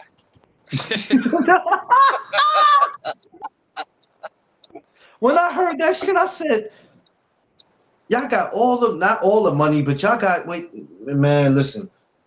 But yo, you know why nobody should be surprised if you know what they be doing or here and there you be hearing about, they weird anyways, bro.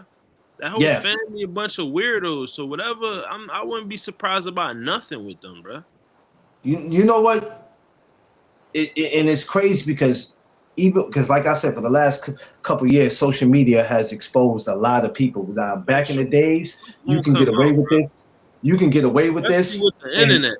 And only way you heard about something back in the days is if it didn't come on the news. Yeah. People in the neighborhood either had to talk about it or the radio stations talked about it. Because we know in New York, back in the days when fights happened between rappers and we couldn't see it, Hot 97 will blast you. Hey, did everybody forget? Did everybody forget that Jamel and Jamal had a fight with each other? They twins. Them dudes always beefing. They always beefing. Did everybody forget? Did everybody forget that? Like I'm like, this ain't nothing new. I think people. I think it's only a surprise to people because of why they were fighting. That's why people want to make it a big deal. Because if you take that out of it, it's not a big deal.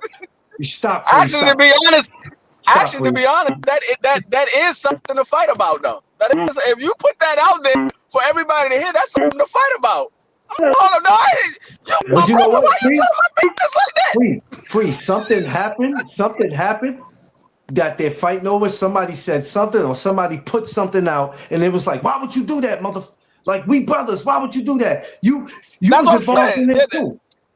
See, look. That's what I'm saying. So, do they really got real love for each other? It's actually a real reason for them to fight. It's a real reason for them to fight. They could have linked up in a private area and just got down. But the fact that you doing it in public at a hotel, nowadays everybody's pulling out phones. They're not trying to stop nothing. Yeah, and then that's what happened. One guy got in the way. Everybody else looking and recording. Like, come on, bro, you chasing clout. And you got to remember, when you in these places, you in a hotel, you have a certain kind of people that's in the hotel, the people who run the hotels. You got a lot of important people. You don't just have regular people in these hotels. In these kind of places, you got important people, right? It's always important people around.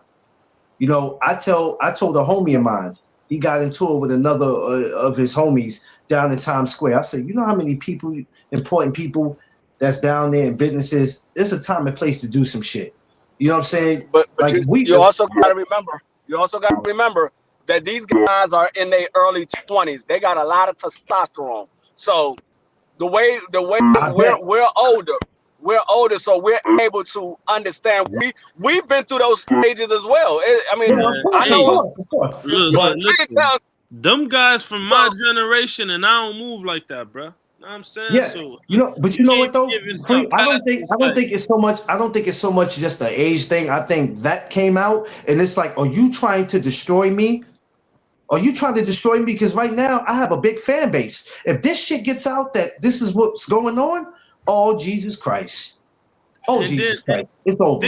Think about what Buddy was saying after the little incident. Like, wipe your mouth, this and that. Like, you could tell somebody chasing out. Like, what are you talking about, bro? You talking like you talking to an op or something. That's a little brother, bro. Like, you could have called him please. Wipe your mouth. Wipe your mouth. Wipe your mouth is crazy work. That's crazy work. Hey, that is crazy. You gotta pay attention to what people do. Man, that's crazy work. Wipe your mouth. Bro. Hey, Clarence, I'm gonna show you something. Sir. I'm gonna show you something. Hold up, I'm gonna show you. Wipe your mouth is crazy work. That is crazy. Asking me this the other day. That shit is crazy. Hey, everybody in boxing, you gotta relax. What the hell is that? You see that? Do you see that up there? That's a piece of the bridge that still stands.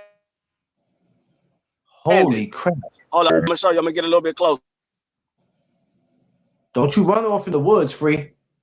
Ain't nobody out there with you. Ain't no cars on the highway with you. But he's straight. He got God So with you him. can see the bridge. It's a piece of the bridge that's still standing right there. Oh. Right between that gate is a piece of the bridge still standing. Oh shit. Then they ain't fixing that.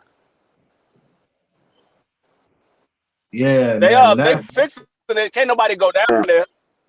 When I saw that shit, when I saw the video of that, I was like, my heart was hurt. I was like, man, pray for all those people and their families, man. But that just shows you, man, you just never know when your world can come to an end. You just don't never know. You can't be praying for people that's chasing clout, bro. You know what I'm saying? Because it's not going to be the first time we see this. We going to see it again. Peep how they move. I'm telling you, bro. Like, yeah, no. You like this. It's just that now we're able to see it publicly. It's on video, bro. That's why I stay away from a lot of this shit. So when people be like, you too, you always so careful. I said, it ain't about that, bro. It's the end of the day. I didn't grow up with all this goofy shit that we see go on these last couple of years. I'm not with all that because I come from a time where I come from a time where you had to walk outside and, man, let me tell you, man, it wasn't no camera. The only time you was gonna be on camera is when something happened to you and your ass was on the news and they had a white sheet over you. That's when you was gonna have a camera in front of you. Other than that, man, you had to be. This how they look at it now, bro. Every what's the little saying? Every publicity is good publicity, so it don't matter what it is. They're not looking at wrong or right. Whatever it is, it's views. It's views. Come on, it's views. There's certain things I don't care about. And my thing is this though. I always preach this, right? And I know people might get tired of hearing it, but like I tell people, my wife got to walk around, right? And I don't need nobody to target her for some shit that I said. No cap. That's what I think about. I think about, like, don't get me wrong, I'm gonna speak my mind, whether people like it or not, because people pick and choose what they want to listen to. But at the end of the day, she has to walk the streets. She has to travel. What predicament does that put in? See, a lot of these dudes that do that, they don't think about their wife, their kids, their girlfriend, maybe their side chick, because I don't know what these dudes got going on. But you put yourself in the predicament, and then once you're in that predicament, you got to deal with what comes with it. I don't want to deal with that. A lot of these guys now, they're federal agents, bro. So they don't care about what's gonna happen to the wives, to the cousins, to the family, because whatever happened, they're gonna go to the police with it. So they thinking it's cool with you knowing the consequences of what can happen, and you're not thinking about cooperating with the police. I'm telling you, bro. Like I had that done to me on here in this boxing stuff, like.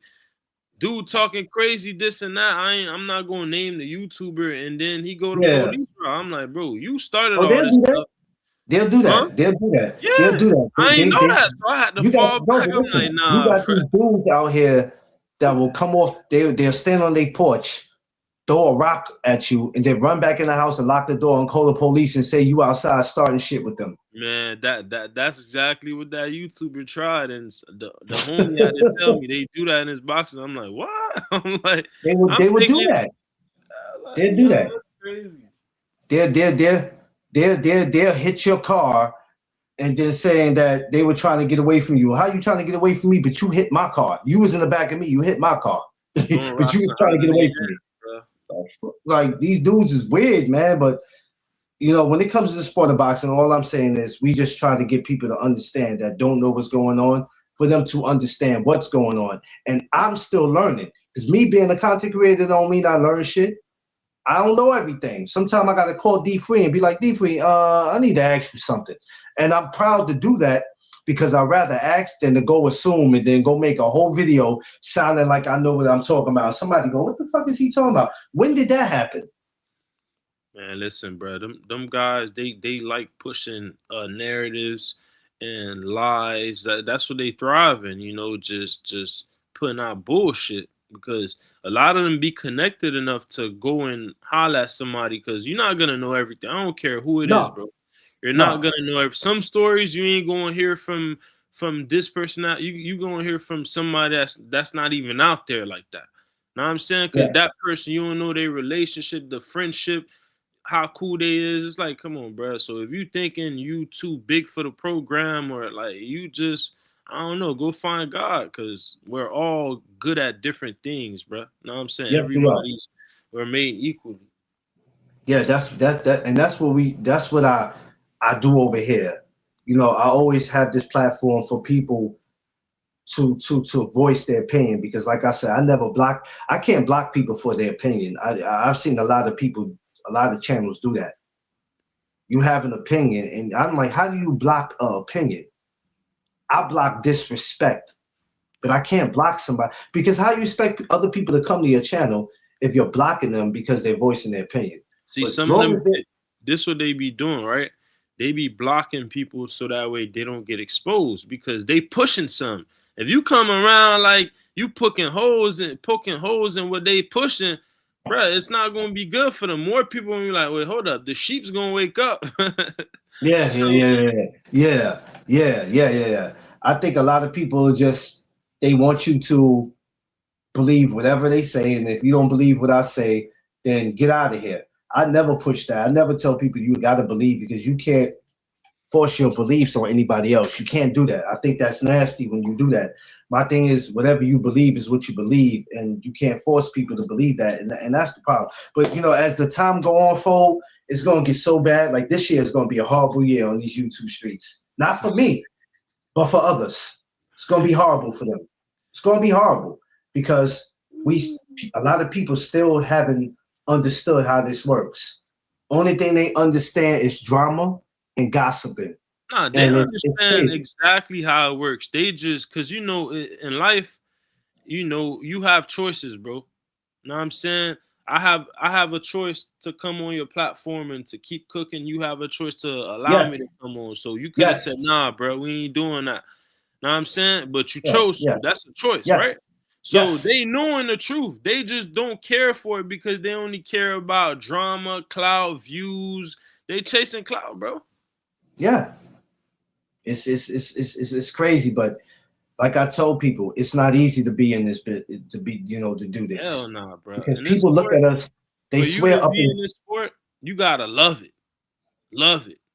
Only motherfuckers that's in this sport or fighters and just crooks that's in it, so, you know, because they father was in it, they, you know what I'm saying, they was getting in trouble and whatever. But people like that's covering the sport, you're only in the sport because you love it, bro. Because at any given time, I love it. any day you wake up, you're gonna want to quit boxing, bro. It's draining. Like I love it to death, where I sit in my house, man. I don't even pay attention to TV, man. If I do, I look at the weather, and that be it, bro. All day. If I'm not watching a movie with my wife, I'm telling you, I'm literally sitting in the bed or sitting on my couch, feet kicked up, watching boxing. Hey, and it's people like you that's keeping the sport alive. It's a dying sport, bro. Boxing is not even a top 10 sport, bro. We know if something not top 10, they don't care about it, bro. Know what I'm saying? Think about it. Only people that cares about boxing tap into it, bro. Know what I'm saying? Yeah. But, you know, like I told D3, I said, we're going to restore some order around here, because this shit is crazy. We're going to restore some order around here, because this shit is, I'm telling you, fool, you see it just as much as I do. This shit is crazy. You need an army, bro. I know, fool. I know. You can't, it ain't going to happen overnight. But what I mean by restore some order, you can't get people to where you want them to be. But what I mean by restore some order, we're going to let people know that everything doesn't have to be serious all the time over here. Yeah. You got to get some kind of laugh while you're on this YouTube shit. You got to joke around, but you also, like D3 said earlier, when you explaining boxing to people, you could joke around, but you got to let them know what's going on. Not just today, but let them know what's going on, period. And 30 years ago, this is what happened, and maybe this is why boxing is the way it is today. Miss Gibson, I see you. Good morning, Queen. So that type of shit. So that's what I mean about restore order, because at the end of the day, everybody is allowed to do whatever it is that they want to do on their channel. I always say you have to do what you think works for you, because whatever you do on your channel, whatever you say, it don't affect me. That's on you. But what I don't want is for these fighters and coaches to look at one channel or maybe 5 channels and go, because of these 5 channels, all you YouTubers are alike, and I don't want to have nothing to do with none of y'all. Yeah, I mean, that happens a lot. Even with people that even watches boxing on a daily basis, they might see a content creator make a video about some, and then they stop watching boxing. It's like, yo, a lot of things that goes on in boxing could make you stop doing interviews and stop watching boxing. It's nasty, bro. It's very nasty, and like I said, I've known some people who have walked away and just said, I'm not coming back. I don't blame them. What's your thoughts on the boxers like Keyshawn and Shakur Hutchinson? They won't fight each other. I mean, I don't know. You know, in boxing, they always talk about we brothers. I just watched, matter of fact, I just watched the whole Shakur thing yesterday. So gay, bro. Yeah, it is. It is. You brother, know, it's not even biologically related to that person. Talking about some brothers, bro. Get that shit out of. Let me tell you something. There's been plenty of fighters in boxing who didn't like each other, but still broke bread with each other. And I don't know. It's, you know, it is what it is to me, man. I'm just gonna be real with you. It is what it is. I mean, a lot of people will make a big deal out of it. I don't make a big deal out of it because you know what? I realized that, hey, if that's how he look at it, not just him, that's how you look at it. I mean, it don't make it right, Fo, but then I don't really too much go crazy. It bothers some people, but it don't really bother me. Bullshit. Yeah, brothers until females and money get involved, and he said really brothers. Yeah, okay. I've seen videos of Keyshawn saying that's his real brother. I'm like, bro, what? And then what I'm hearing. I just saw that yesterday when I was watching the him prepare for T.O. And he was like, you know, that's like my brother, man. You know what I mean? That's my he didn't call him his mentor, but he was like, that's like my older brother and all. And I'm just like, okay, you know. Yeah. Yeah, you know. It's not fighting yeah, exactly. You know what I'm saying? Like Zab said, he wouldn't have fought Floyd. He's like, yo, that's my man, and da. And they was like, yeah, well, would you fight him for $8 million? Oh, that shit changed everything then. I'm telling you, bro. Hey, Free, all that brother shit went out the window. He told Zab $8 million. Oh yeah, okay. I told you, brother, it's that bag. I told you, man, they could offer me and my brother $2 million. We fighting tomorrow. We fighting tomorrow. If I call my brother right now and say, hey, Woo, they got $2 million for us to fight and a 4-round boxing match. What you trying to do? Where I sign up at? Hey, I already know what his answer is. Zab said I wasn't thinking about it. Matter of fact, Mike Tyson was the one who brought it to his attention. And he was like, you know, you and him gonna fight. And he's like, nah, I wouldn't fight him. Man, that's my brother. And then when the money's talked to it, what about $8 million? Oh shit, sign me up. Hey, I ain't gonna lie.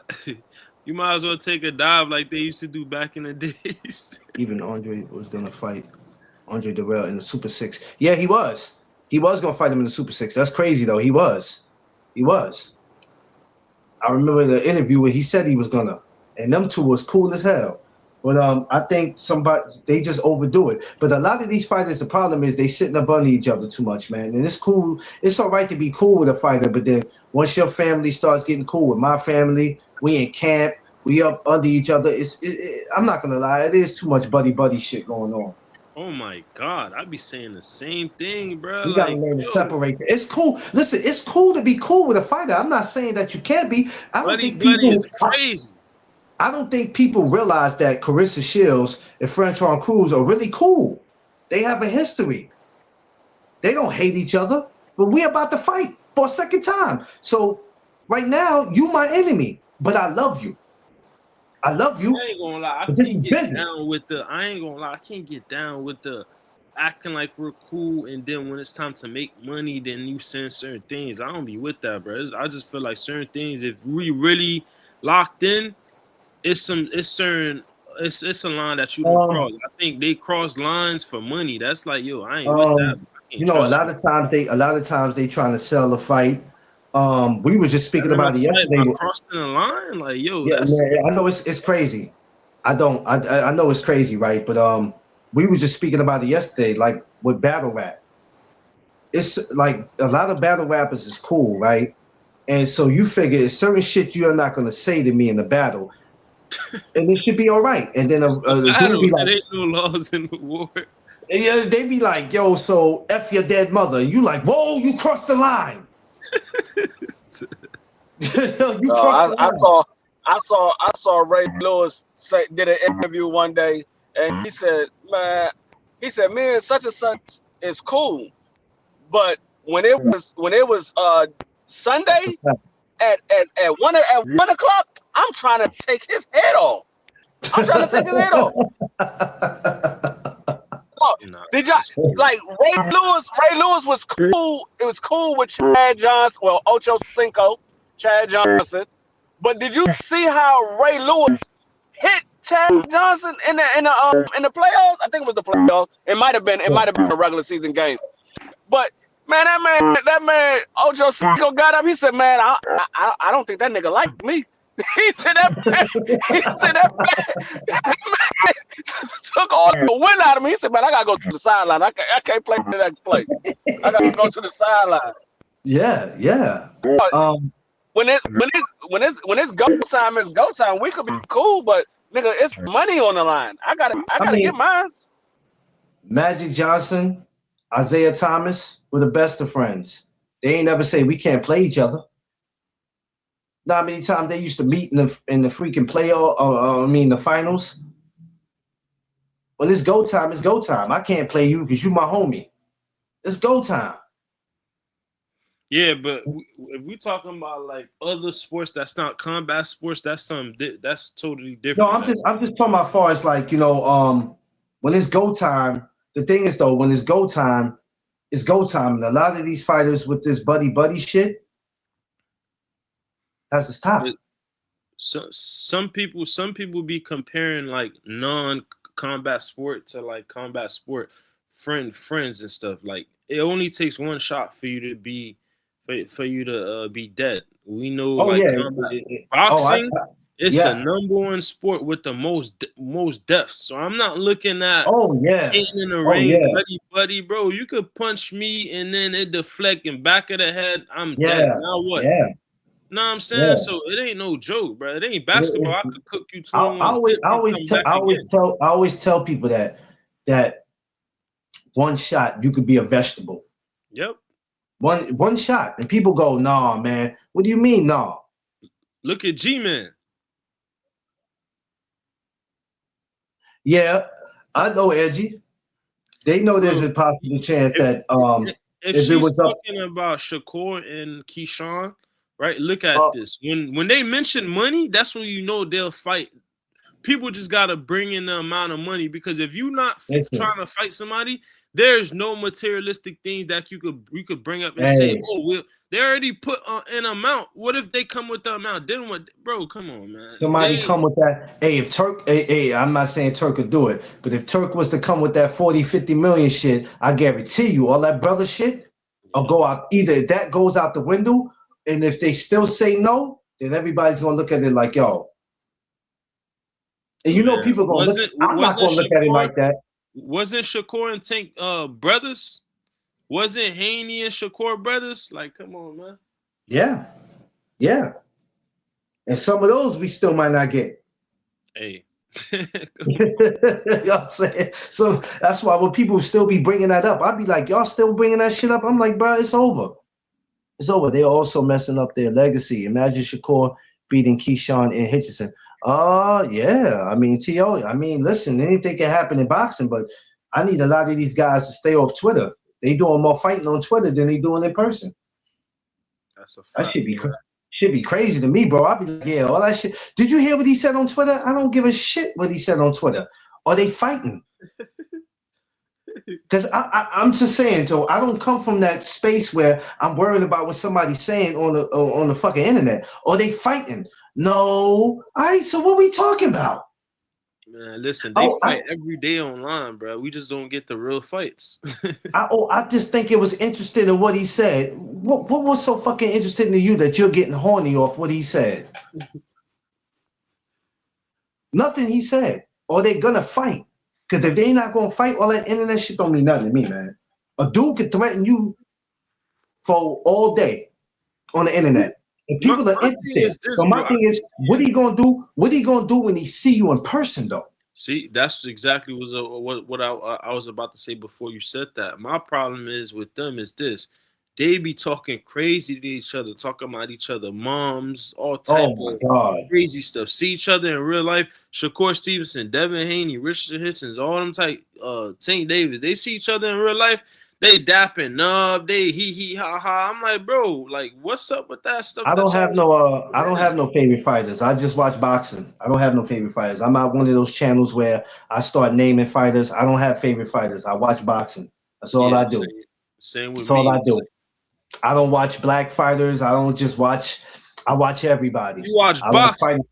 I watch boxing. So my favorite, I can tell you what my favorite rivalry is in boxing is Mexico versus Puerto Rico. But other than that, I'm not finna sit here and name a whole bunch of, I like this guy, that guy. I like boxing, old school, and I like a little bit of the new school. I like amateur boxing because they are the future. I follow them, and that's it. You know, you go to a lot of channels. The thing is, I'm trying to tap in with the amateur more, but it's just all over the place. And I don't be, you know how like certain sports got their seasons. You gotta come kick it with me, man. Come kick it with me, yo, folks. Check this out.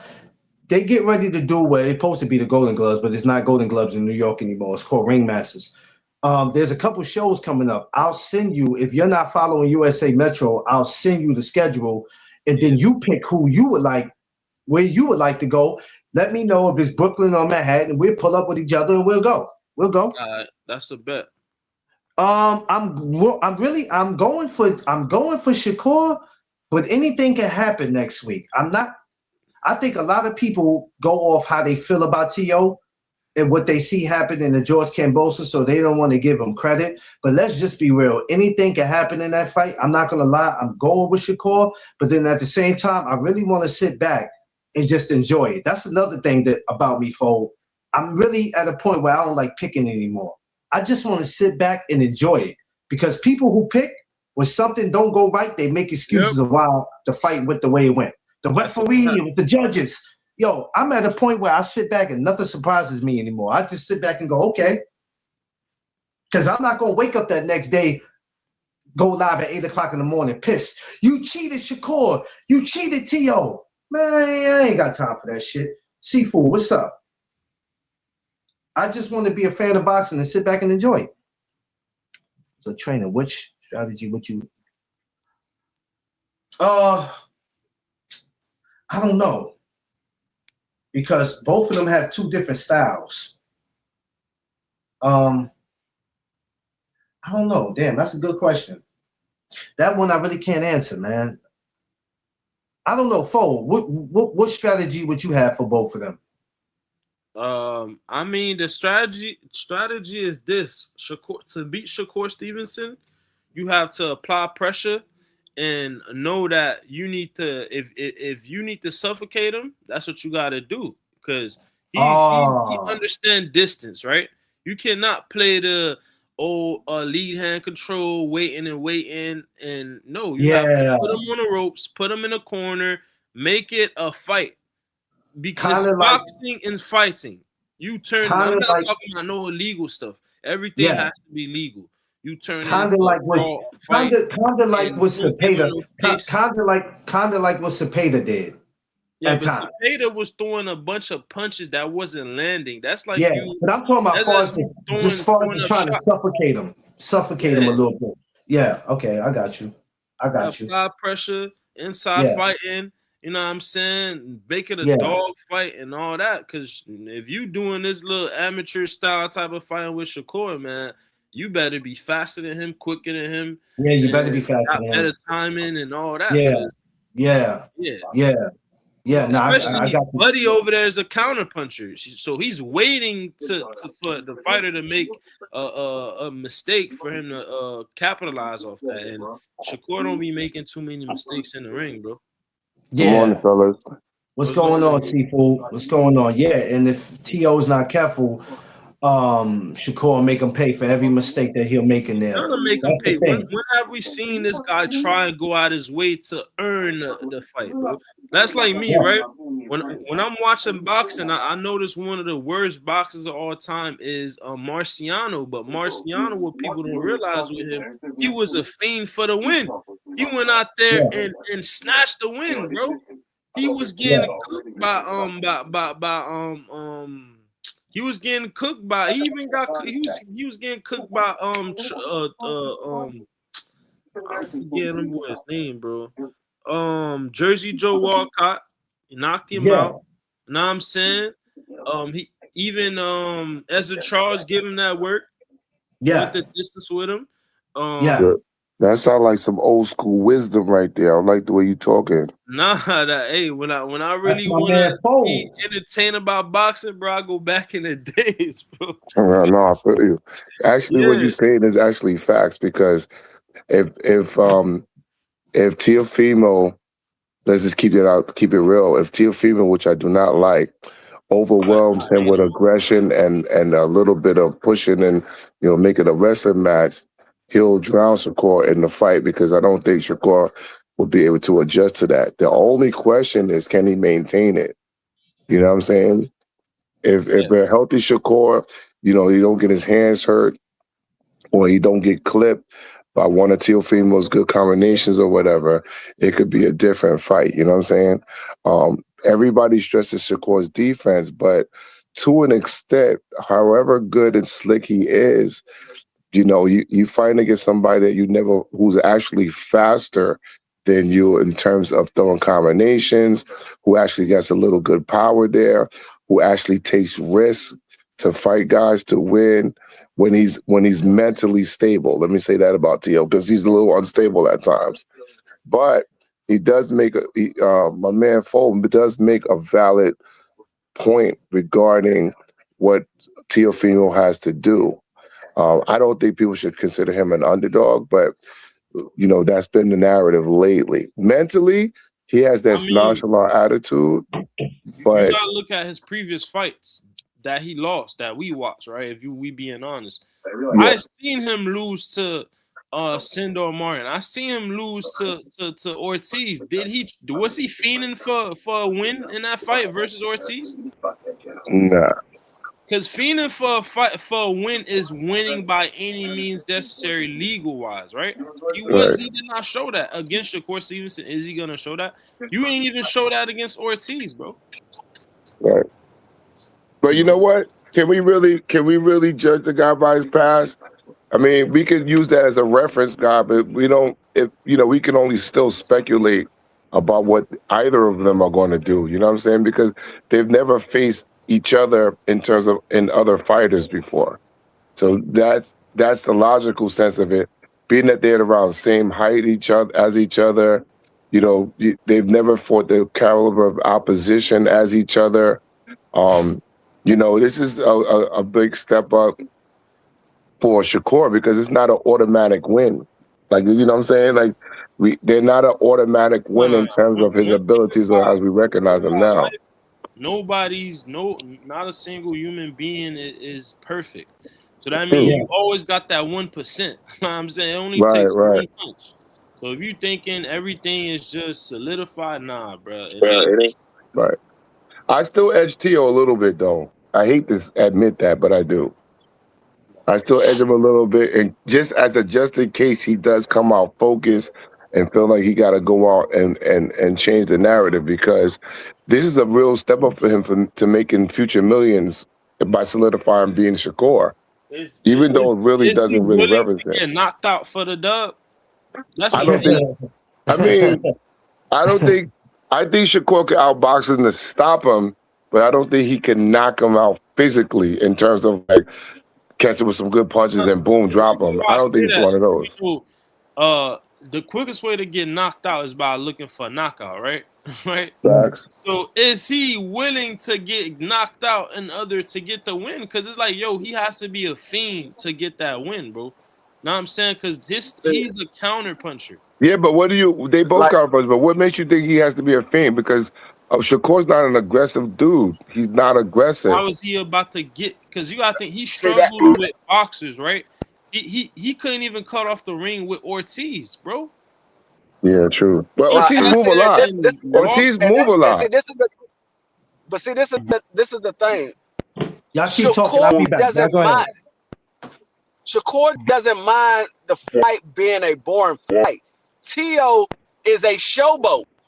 He's going to come out of his game plan and do something to lose the fight before I see Shakur does that. Shakur has, and when it comes to the mental aspect of the fight, Right, Shakur is more disciplined than Tio is. Shakur right, has no problem making a boring fight, and I point you the entire fight. He has no problem in doing that. We've seen him do it multiple times in his career.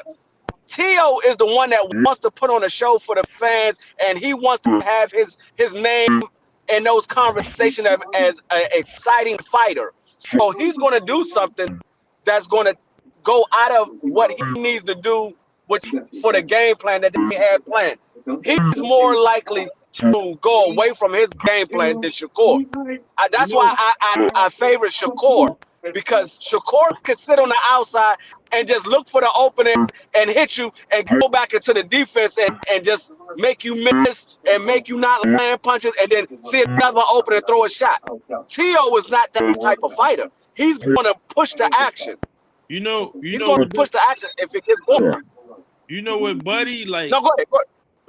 Shakur could take a game out of Ray Leonard and No Mas. You know what I'm saying? Because them type of guys, they like to play for the fans. You oh can man. frustrate them, and they look at a Canelo. Once he started losing to Crawford, he checked out, bro. He was only in it because it was fans there. I bet you if it was no fans, like in COVID, he would have. I forget it, bro. Like, know what I'm saying? Like, you can see a No Mas. I can see it, but I don't think Nah, Shakur. you know why I don't see the Nomaz? Because I really think Tio's gonna come in there a lot more focused than he normally does because of he doesn't really feel that Shakur could hurt him. You know what I'm saying? Yeah, So that mental that's what mindset of happened. feeling that way is gonna make it an Floyd interesting and fight.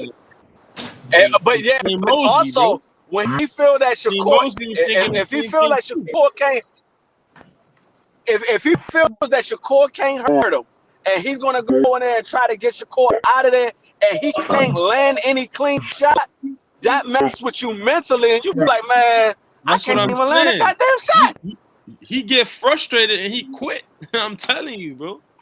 Yeah, but see, this is what I'm saying. The tangibles on both sides out make it interesting because Shakur with the hands. There's still a question mark about Shakur getting clipped. How would he how he respond to something like that?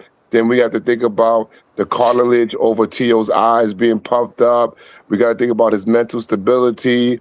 We got to worry about which one's coming out. They kind of even out each other to make it more competitive, right? Let's just say, let's do a hypothetical. Say if they both come in there sharp, who would you give the claim to? I would give it to Tio Man, I'm because going to Tio, sleep the way No, knowing that Tio's speed I give it is crazy. to Shakur. look, I'm going to sleep I give it knowing to that Shakur. Shakur is gonna cook him. That's how easy it is for me in that fight. Like going Now, to sleep good. if both of them come on their game, on their A game, and they both 100%, and they at the top of their game, I give it to Shakur because Shakur's defense is better than Tio's coming forward. His defense is better than Tio coming forward. And when you have a person that's more defensive, is better on the defense than you are on offense, I gotta give it to the defensive fighter. And then let's not forget with a Shakur, he has better timing. Yes. He I mean, does. that still remains to be seen, bro. He does. No, it's How you not. think? No, it's not. All right. No, it's not.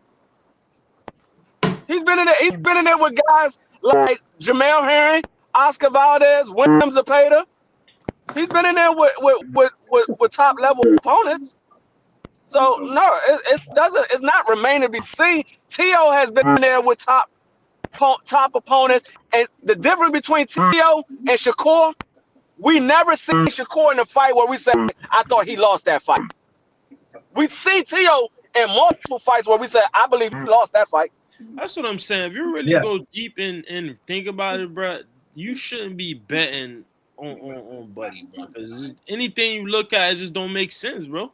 Know what I'm saying? It's like, yo, you might as well be going for Buddy and not put bread up because you're gonna lose that money, bro. It's just not. It's not a safe bet, bro. It's gonna be a good one next week, though. I'll tell you that. Bro. It's gonna be a good one. I'll tell you that. I say it's a 50-50 fight.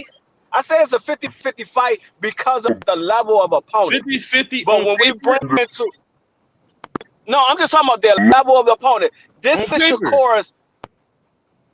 Yeah, on paper. On paper, it's a 50-50 fight.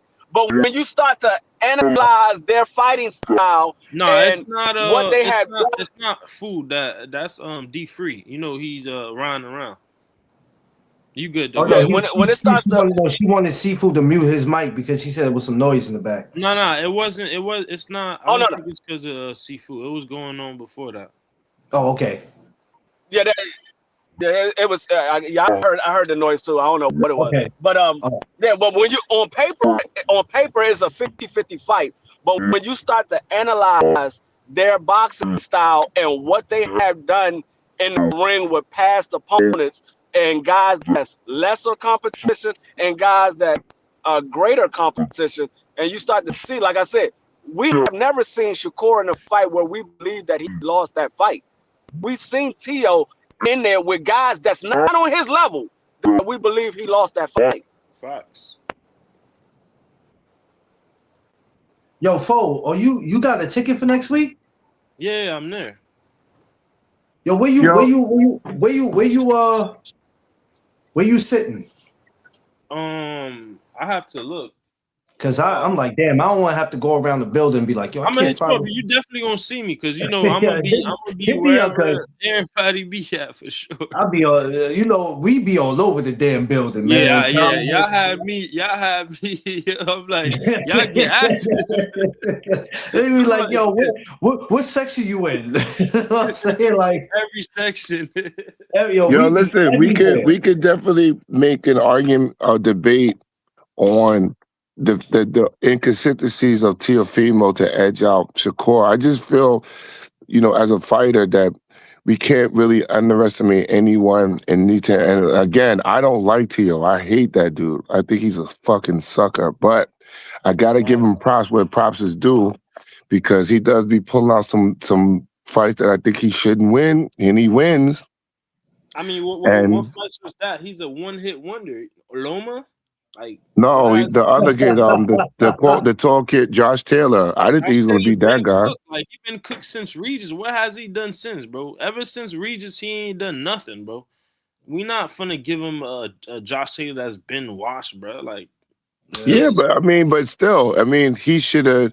He could have done a lot. He did good. He boxed him beautifully, but he could have did more. But again, he's a little bit more seasoned in terms of competitiveness than Shakur. When you mentioned Jamel Herring, Jamel Herring was way past his prime. You think about the only notable one I would say that Shakur did really, really good against was not Burchett, the other kid that was in Canelo's camp, and Cepeda. He did really good against him. Shakur's I think he's a really good fighter, but he's yet to be tested yet. He's not tested yet. This is a good test for him, even though we still counting Teofimo out. Regardless of what you say, Teofimo's better than all them other dudes that he fought. That's a fact. You know what I'm saying?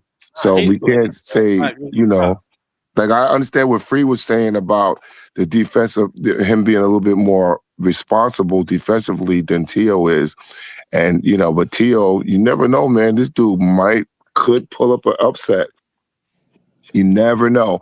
I don't ever want to say, I'm not going to vote for the guy because I don't like him. You know what I'm saying? But I have to give him his credit what he's good at.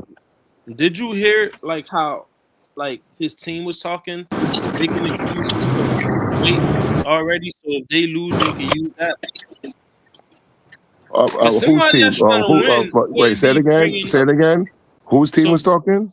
So basically, Tio Female and his team basically using the weight issues, right? Oh, yo, this is the last fight at 40. Why do we need to know your last fight at 40? Before that, you used the Camboso's loss as you was this and that, you couldn't breathe. So they using the weight issue. If they want to win a fight, you're not gonna come out saying this is your last fight or saying that you can't make this weight class no more. Like why do we need to know that? Well, honestly, a lot of fighters in different divisions do weight bully. A lot of them go down to a lesser fighter to be dominant at the lesser weight classes. Is a weight bullying sport, plain and simple. Say it again. Combat sport is a weight bullying sport. Right, but I mean, you and I know we logically have that. We talking about to the casual fan who don't know what we know. You feel me? Like that's they setting up the excuse for them. With the weight bullying, topping with the UFC, bro. These dudes be cutting 70 pounds and going crazy, bro. Yeah, that's crazy. That is crazy. What Foal is talking about is they already building up their excuse. So if they do lose, they will say, well, he couldn't make the weight anymore, and that was his last fight. He was drained for the weight. So they already building up their excuse. That's why they threw it out. How you want to win a fight already making excuses, bro? You're not a competitor. Right, yo, there's no rehydration clause on it. Is it? No. He's a WBO champion. No. Okay, so this is WBO champion. There's no rehydration clause on there. No, I just want to know. I just want to. I mean, explore all the possible. Devin Haney would have been one. Oh shit! Hold on. If he really couldn't make the weight, then he could have took the quote unquote $11 million to fight Devin Haney that he said that he was offered. Because he was the one that came out and said he was offered $11 million. Nobody else came out and said that.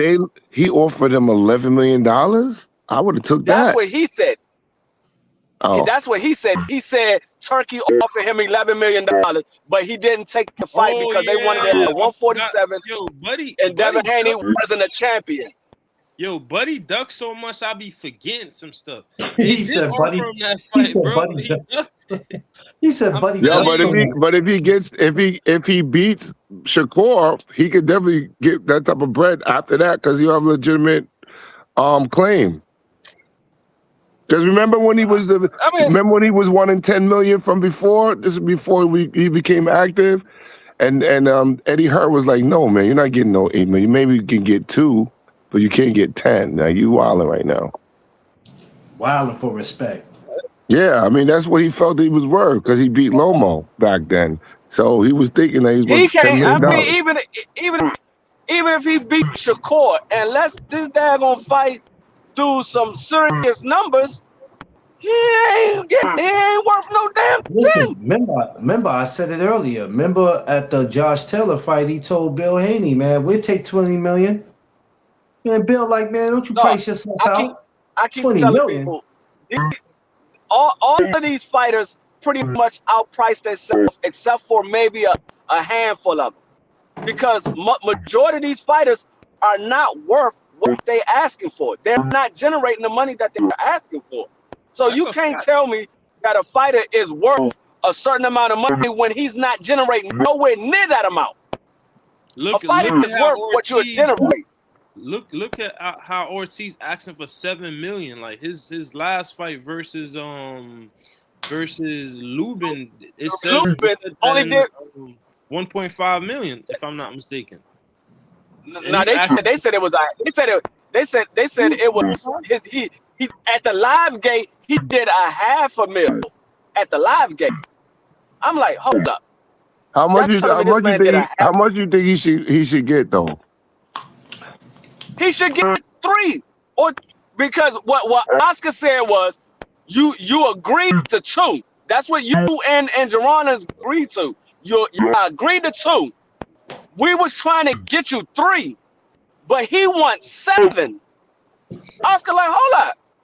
You agreed to 2. We was trying to get you 3, But you said you're not taking a fight unless you get 7. Yo, Who's this? I ain't gonna lie. Victor? Victor Ortiz is saying that? Virgil. Yes, Yo, Virgil. I ain't gonna lie. Oscar That's came crazy. back and countersued Virgil Ortiz because Virgil sued Oscar to try to get out of his promotion, and he said Oscar wasn't trying to get him to fight. So Oscar countersued him and put out all the business. Yes, we was trying to get you to fight. You agreed to 2. We was trying to get you 3, but you said you wasn't taking a fight unless you get 7. Yeah, I So, mean, bruh, he's not. I I don't ain't think he's gonna worth lie. 7. This what they need to do, right? Just ask the ownership for a bank, bro. Why be asking for a little 7 million? Ask ownership for a bank. Yo, I ain't fighting this and that if I don't own Capital One. Just do that. Because at that point now you writing, you making the money, bro. You printing money. Hold on. Capital Bank. Hey, ask the ownership for a bank because the amount of money they be asking is crazy. Yo, that's the craziest shit I ever heard on this YouTube. That's crazy. Yo, but Oscar's not giving that type of bread unless he's making some money on the back end. The networks are not paying that, bro. Just like how Floyd said he in a game for he in a game to rob banks. Go ahead and ask the ownership for the bank. Well, yeah, these guys, they different. They gonna spend the rest of 2026 talking about this shit until we get it right. Nah, he gonna need rehab money for this. I mean, I can understand him asking more than 3. I give him 5 for rehab money because Boots is gonna destroy that dude, bro. Like, and you was talking crap about them in Philly. Oh, he's gonna kill that guy. What I told you, right? The fans want to see it so bad. But if he goes in there, let's just say if he was to destroy all things, you know what's going to happen. You know what the headlines is going to look like that same night. You know what everybody on YouTube is going to say. That's the crazy shit about it. It's crazy. Yeah. If the shit goes 12 rounds, you know what they're going to say about him. Like, this shit crazy. No, but that type of fight for those type of fighters, that ain't going 12 rounds, bro. Come on. Listen, I don't know what'll happen because I don't be knowing what these fighters got going on.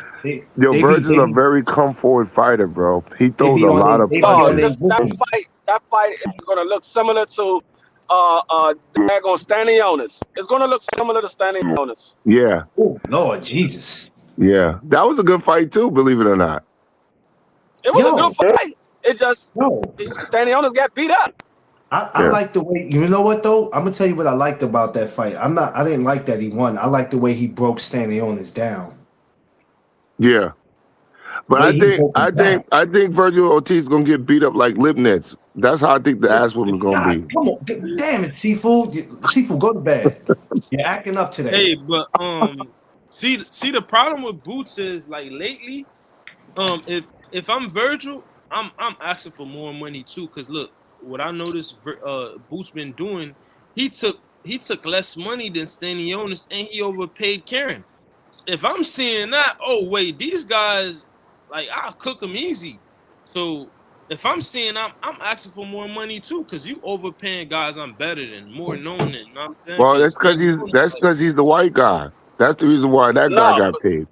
Shit, it's business. If I'm seeing you overpay other fighters, you gotta overpay me too. So in that aspect, no, but see, the thing is with Jerron don't care about Virgil getting $3 million, even $4 million. You don't give up no A side, bro. Hell nah. Like what?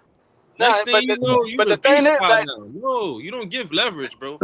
You don't give up leverage. Like, yeah, he's not. I mean, he's not the A side. Like people say, oh, to be honest with you, out the A side. I mean, yeah, but to be perfectly honest with you, neither one of these guys are the A side. But if I had to say, you gotta say Boots. Who is the A side? It would be Jerron. He's a former former linear title holder. Virgil has never fought for a title. Jerron has headlined multiple cards. Virgil's only headlined 1 or 2 cards. Yeah. Yeah. So if I had to say who was the A side, it would be Jerron. But I would say both of these guys are 50-50. both it's 50-50. Split it down the middle. This is both of y'all biggest fight to date. This is Right. y'all biggest fight to You date. do 50-50 against that. Whoever, Like, you whoever wins this fight literally is going to be the king. unified. You Whoever headlining wins this your fight own is going to be the king card. of 154. That's That's why where it's that's where Errol Spence fucked up at. That's where he Regarding what? fucked up. Regarding what? He gave Bud way too much. Know what I'm saying? Nah. Like, Yeah, he wanted undisputed. He wanted undisputed so much that he was willing to give up his A side. He gave up his A side because he wanted undisputed. Nah. Hey, me on this side, for me, I'm not. I wouldn't advise no doing that, bro. Because in boxing, one fight you up, next fight nobody know you. They not buying your fights and none of that. This not the NBA, the NFL where you sign to a big contract. Hell nah, bro. Giving up inside. Yeah. Nope. Yeah, that's crazy. But either way, it would be I would love to see it because it is competitive. Let me tell you something. Let me tell you why I'm so hype about next week.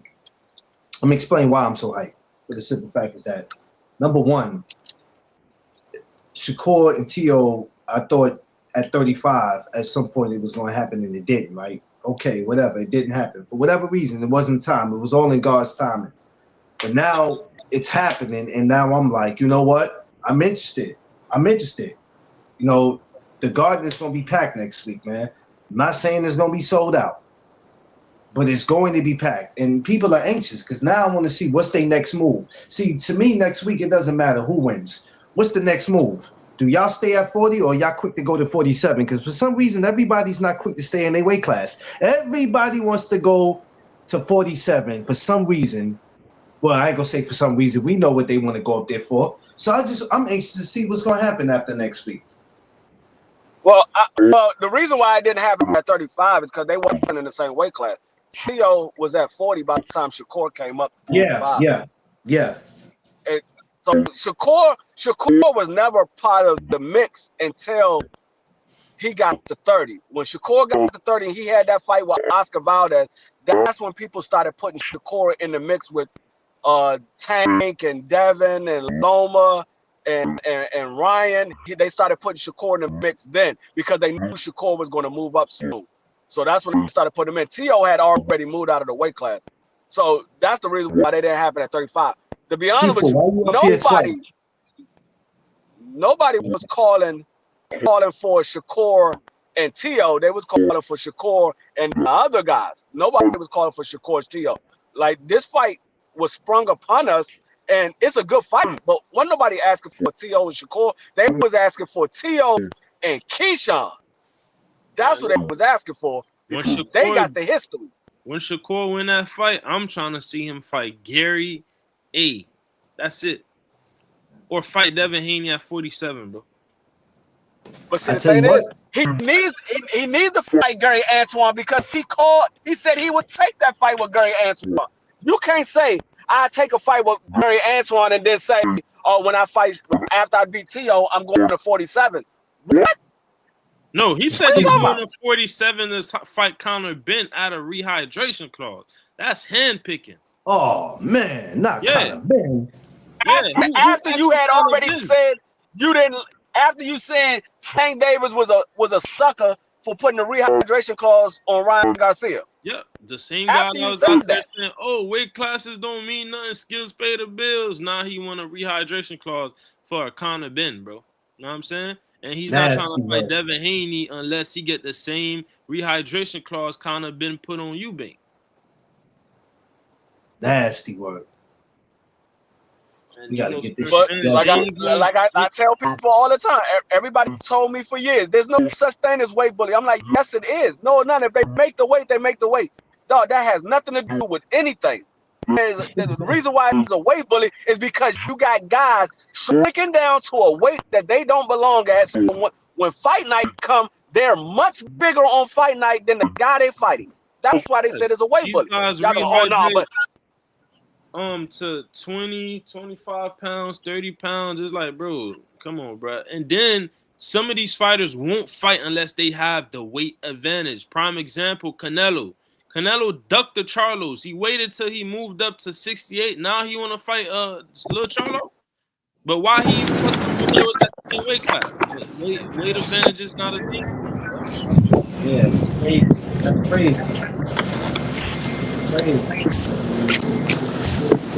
It's wild crazy when you think of it like that. And but if people don't pay attention to boxing and how these dudes move and how the business works, rather if you agree with it or not, you'll never understand it. This is the reason why when you go to some of these channels, and it's okay to agree to or disagree. It's cool to debate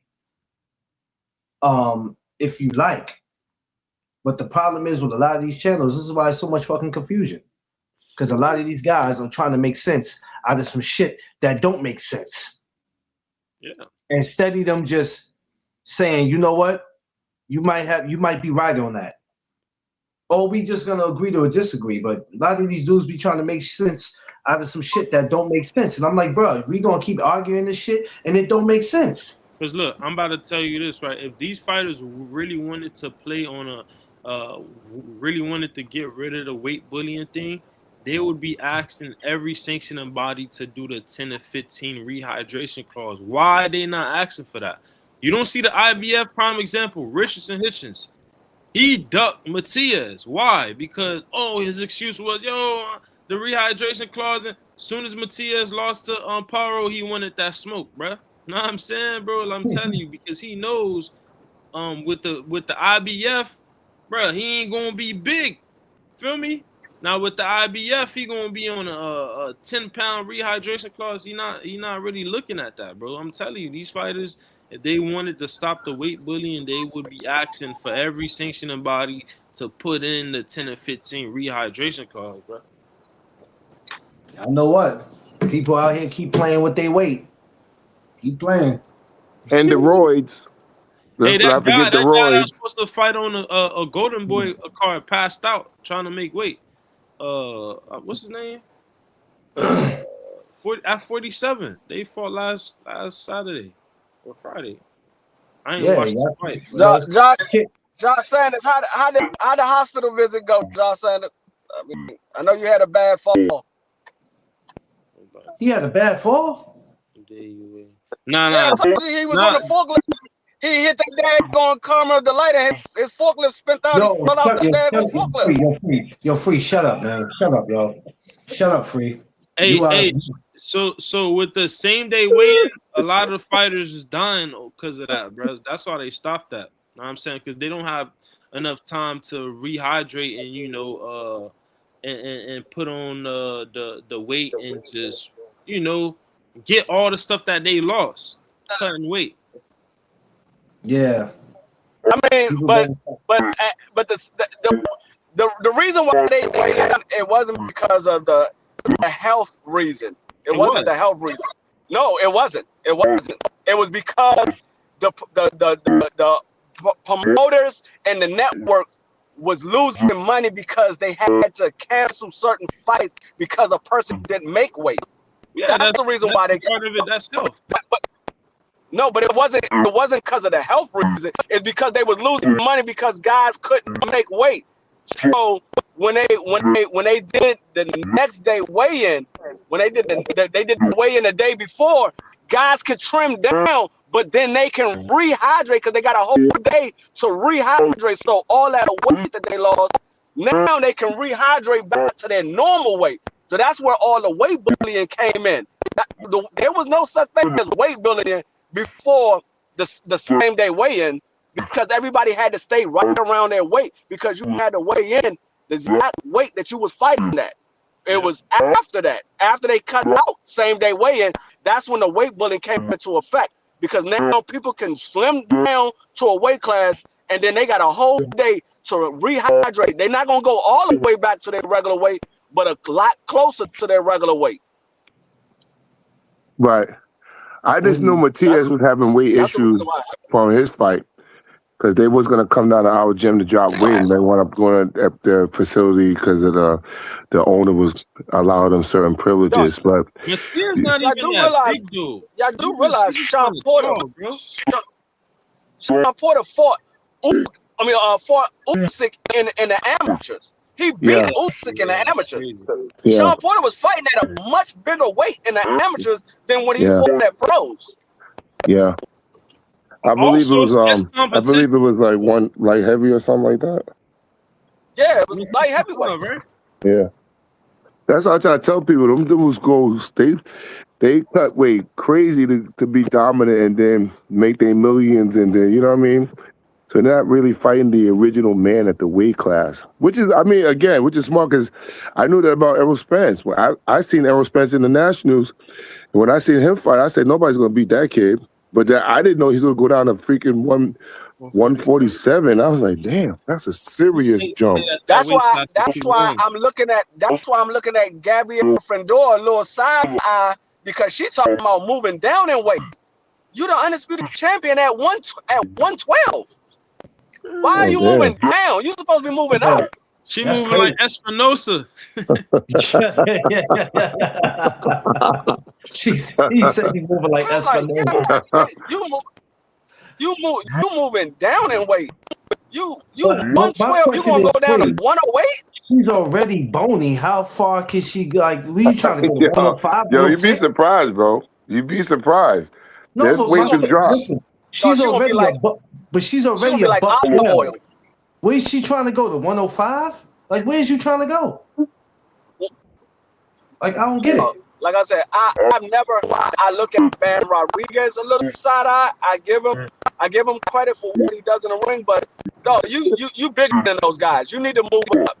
You got to at least move to 122 or something.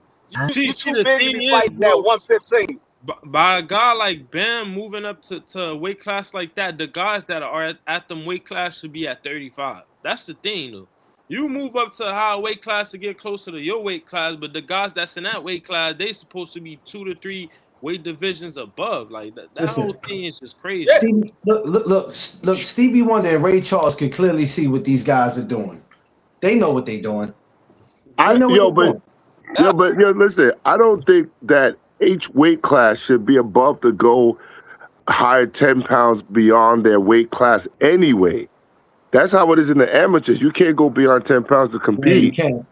Yeah, so you can. why can't we have that in the pros as well? You know what I'm saying? Like, because it's too much money. It's too much money involved. Exactly. Too much money involved.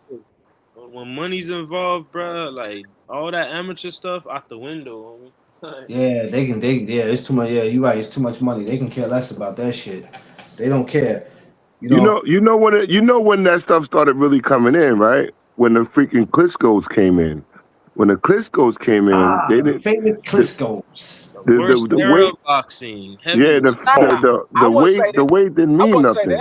Which era's the worst? I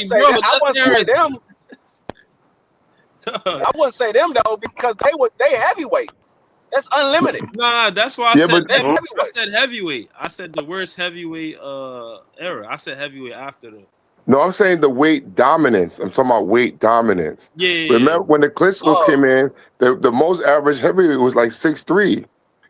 When the bigger guys come in, there was no guys really fighting guys 280, 90 pounds, 300 pounds.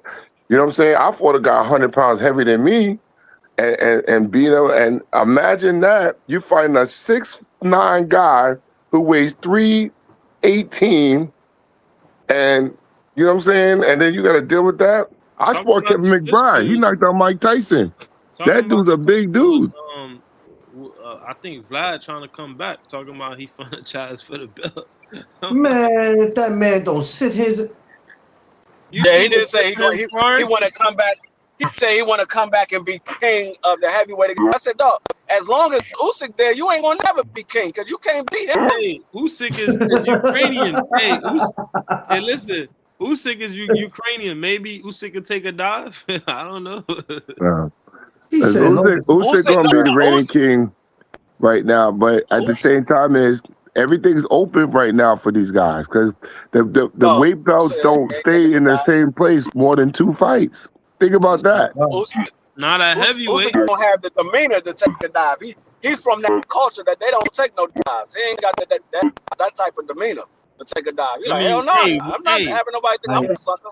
don't forget we got brothers in boxing, man. With brothers in boxing, anything goes.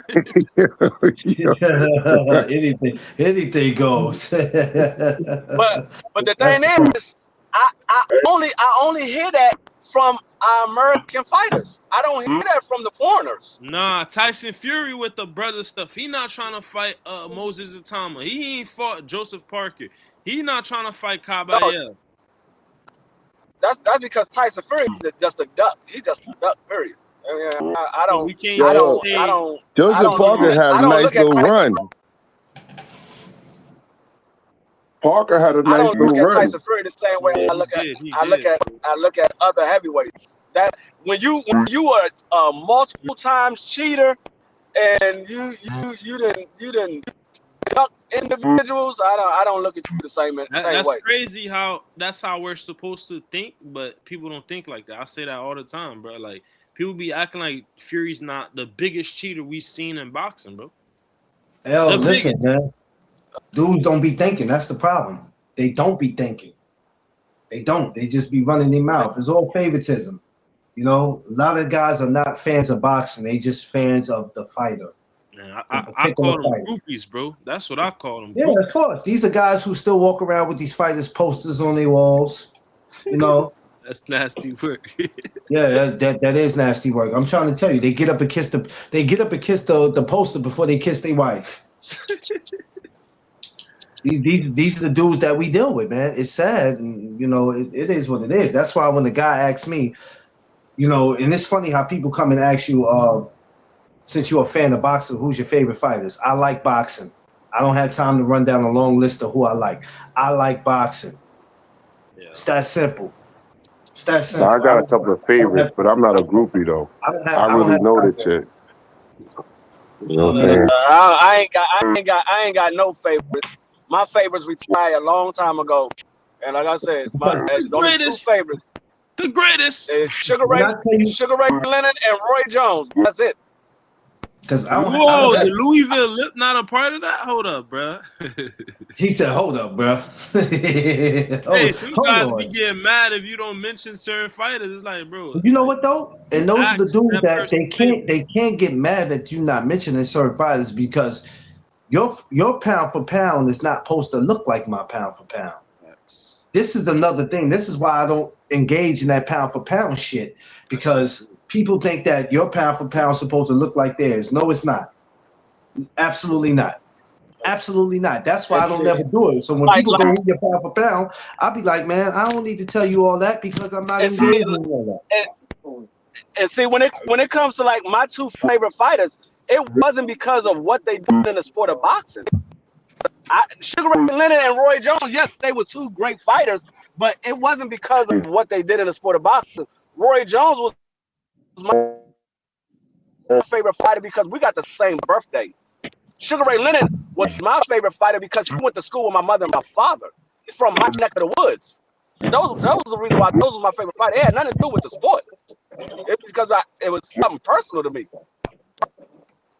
I mean, these guys don't be having stories like that. Other people say they like a lot of people would say certain fighters are their favorite, and you be like, why? Because he got nice skin. Man, if you don't get that soft shit up out of my face, because he got good skin. Yo, don't. Oh my God, don't do that, Free. Don't do that. You took me back. GCD fans. You took me back. You took me back to when Lamar Roach at Tank press conference when that reporter looked and said to me, "Yo, Tank has nice skin." I said, "Man, you don't get your goofy ass away from me." That's where I got it from. That's where I got it from. I said, "Man, that's where I got it from." You told me that. Wait. Who said Tank had nice skin? So there's a reporter, I don't know homie name because he wasn't from New York, but he had got his credentials to come for the Lamar Roach thing I ever heard, bro. So somebody he's like looking, me, I'm exposing him. I'm pulling out my looking live. What you said, bro? He's looking at him, right? And he said, "You know, I noticed something." So I'm like, "What's up?" Tank has nice skin color. Wow.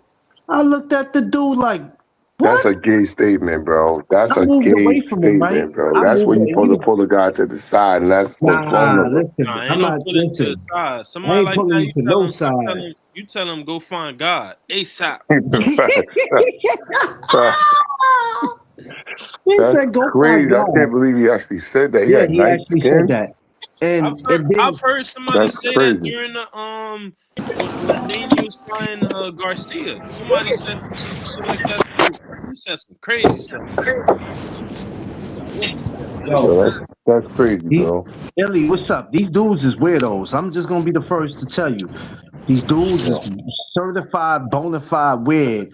And that's why these are the same dudes that'll come on your channel talking about send a link. If you get your goofy ass out of here, I'm not sending nothing. These are the same dudes that'll do that. Send me the link. This is why I send you the link in the DM, because these dudes are certified weirdos. Come up here and show you they whole Frank stand. Weird That's ass. crazy. Dudes is That's weirdos. crazy. Yo, for real. When he said that though, I was like, what? Yeah, that's really. See, Oh, with me, yeah. bro, somebody say something like that, I'm gonna tell you something that's gonna make you question why you even live right now. Because I'm gonna remind you, bro. Because you disturbed me, I gotta make sure I hit you with something back. Yeah, that's crazy. Yo, I'm telling you, you, I don't got a Bible I've on seen, because I might give you that Bible. Tell you, yo, go ahead and handle that, bro. You know what I'm saying? I've seen them. Nah, And quote we him the ain't talking about- scripture. Quote him the scripture. Yeah, when that man, and it's look, and it's not even, it's the way he said it. Like, you know how you see a beautiful woman and you compliment her, and you like, yo, baby girl got What type nice of dudes skin. wouldn't even compliment women nowadays, bro? They don't even be doing that stuff Yeah, for men. nah, that's nasty work. Well, Yo, I mean, she it's alright. about to get more ugly, bro, because they outside now. They don't gotta hide anymore. Oh yeah, they been. You know what I mean? So you gotta kind of expect it now. But if I would have heard something like that, I would have walked away, homeboy. Like, yo, Yo, listen, I moved about 3 seats down. Yeah, that's crazy. The homie came back. He looked at me like you. He looked at me like you moved. I'm like, yeah. Then he tried to ask, what was my platform, and I'm like, yo, I'm not on YouTube right now. Out of here, man. What's wrong with you, homie? Hey, I got nice skin too. Hey, Clarence, you did the what's my boy name? Mutombo. You did the finger. Yeah, no. Get your ass out of here, man. You thought you was like, what's your Nah, son, I ain't got no platform. Somebody invited me here. Somebody invited me here, son. I'm not even supposed to be here for real. Somebody invited me, man. You ain't about to get my platform. You be telling me I got nice skin next too. Get the fuck up out of here. Yeah, bro, it's crazy that you said you don't drop the link in the chat, right? Because one time I had did that and they pulled up, because before somebody pull up, you can see what they own. Yes, sir. Bro, I seen a whole zesty name. Once I seen the name, I was like, I'm already knowing what time it is. Like black screen. Oh yeah, you know what they finna do? Come on the stream and just show some. So D Free could tell you. D Free will tell you this. Our dude, BFTB, he did that one day. Because he lets people up. If you act like you want to smoke, he gonna let you up and give it to you. But this one particular time, let a dude up. A dude showed this whole Frank stand. Wow. They did that on the stream. My first stream on this boxing YouTube stuff, I seen. Well, it wasn't showed live, but yo, dude, try that, bro. And they get upset and talk down about your channel because they can't come and have their way. If you don't drop the link, then all of a sudden now you trash, you this and that, because they can't have their way. So I got smart and said, all right, if I don't send it to you in your email, I got to send it to you through the gram, because I've been on some channels where they be like, show your face. And the dude come on there showing something else, and that messes your whole channel up. People don't realize that. You get flagged, all this. It might have not been your fault, but it was your fault, because you're supposed to have control of your channel and who you let up. That's your channel. Nobody runs your channel. I'm showing you the turkey bacon or the sausage. Yo, listen, man. That's get a bacon, egg, crazy and to cheese. me, I bro. barely get a bacon, I egg, and can't believe cheese where I people live actually at. do that. That's bananas to me, No, bro. listen. But these are the type of people that do that. So when you putting your link out, you got to be careful. Now, people could do whatever they want because they No, have the mentality of, oh, if people want smoke, if we talking about boxing, I'm gonna let them I'm up. like, All right, you ain't letting them I up. got a You big letting the Frank stand up. class. That's what you're doing.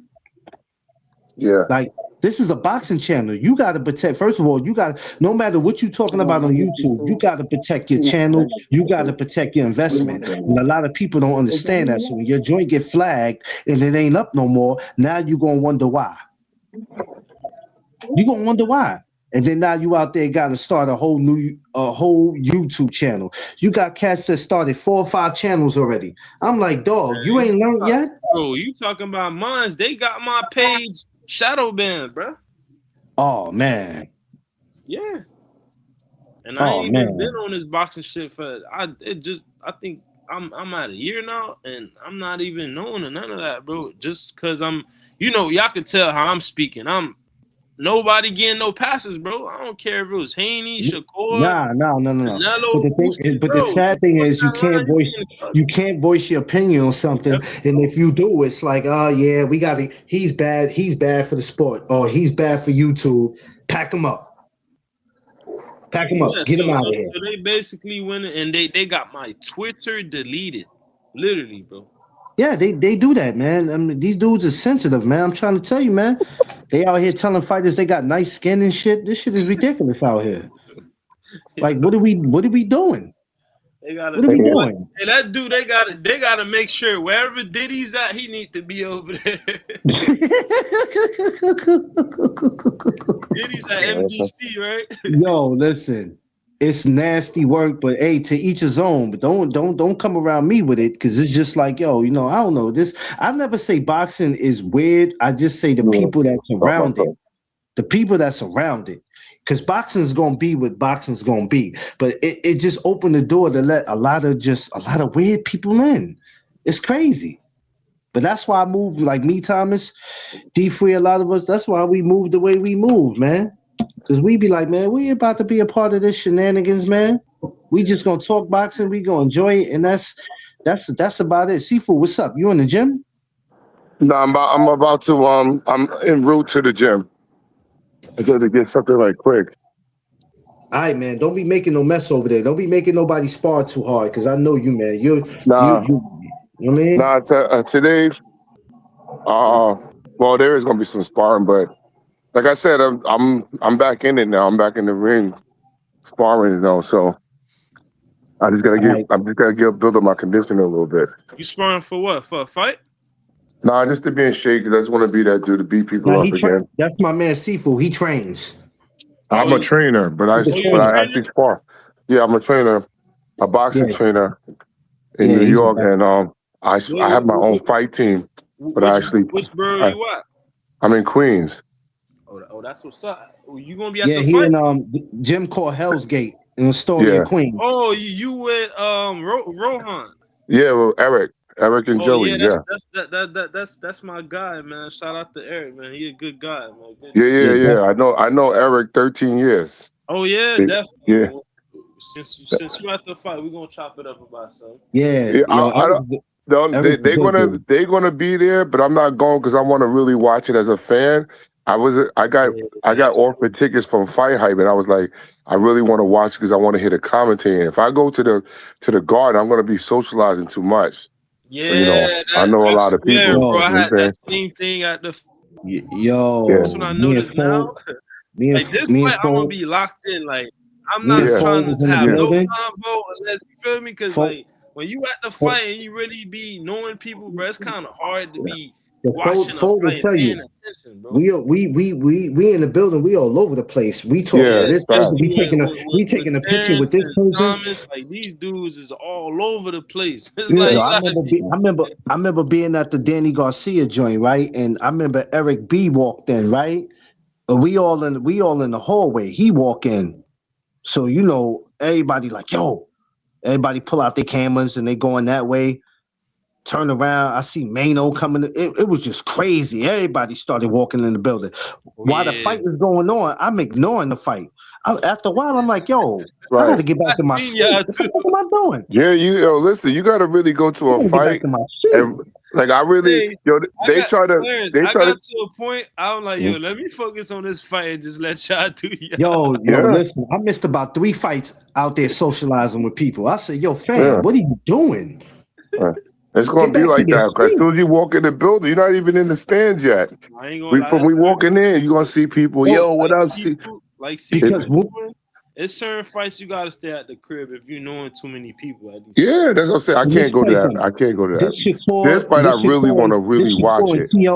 This Shakur and T.O., it's going to be so many damn socializing. Just next week alone, there's going to be a lot of fighters pulling up to the fight just to approach other fighters they got an issue with.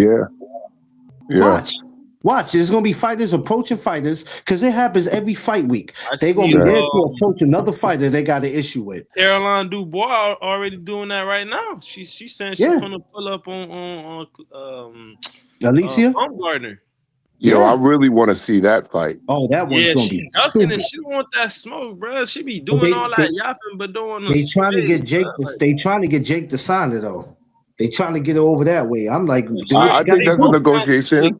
They both that's definitely a main event fight for sure. Yo, Clarence, they both signed to MVP. Oh, she signed already. She signed before her last fight. I think Hart over. So that's a fight, but you know what I like though? They trying to make Alicia the head, the next one, right? So in that regard, I don't think Dubois and them gonna fight maybe later on in the year. Because they really trying to make Alicia a made woman. That's the goal. Man, they don't care about that chick. If Dubois in the fight, that would be a good one. You know what though? We're gonna come back and talk about that. I think that's what I'll do. If it's not because of her using her beauty, bro. Like I think I'm gonna come back and get that one. We're gonna probably come back and discuss that one. That one's interesting. I almost forgot about that one for a second. Yeah, but I'm gonna get up off here. Yo, front man, holla at me, man. Holla at me, fold, man. Behind scenes. Yo, good stream, bro. Hit me up on IG, man. Yeah, no. You know, now that I got you on there, yeah, definitely. I'm definitely gonna hit you up on that. We're gonna talk. Let me get to the missus. Yo, D Free, man. Fix the sound on your damn phone with that EBT phone. Yo, McClay. What's up? Whatever you do, make sure it's gonna be cold that day.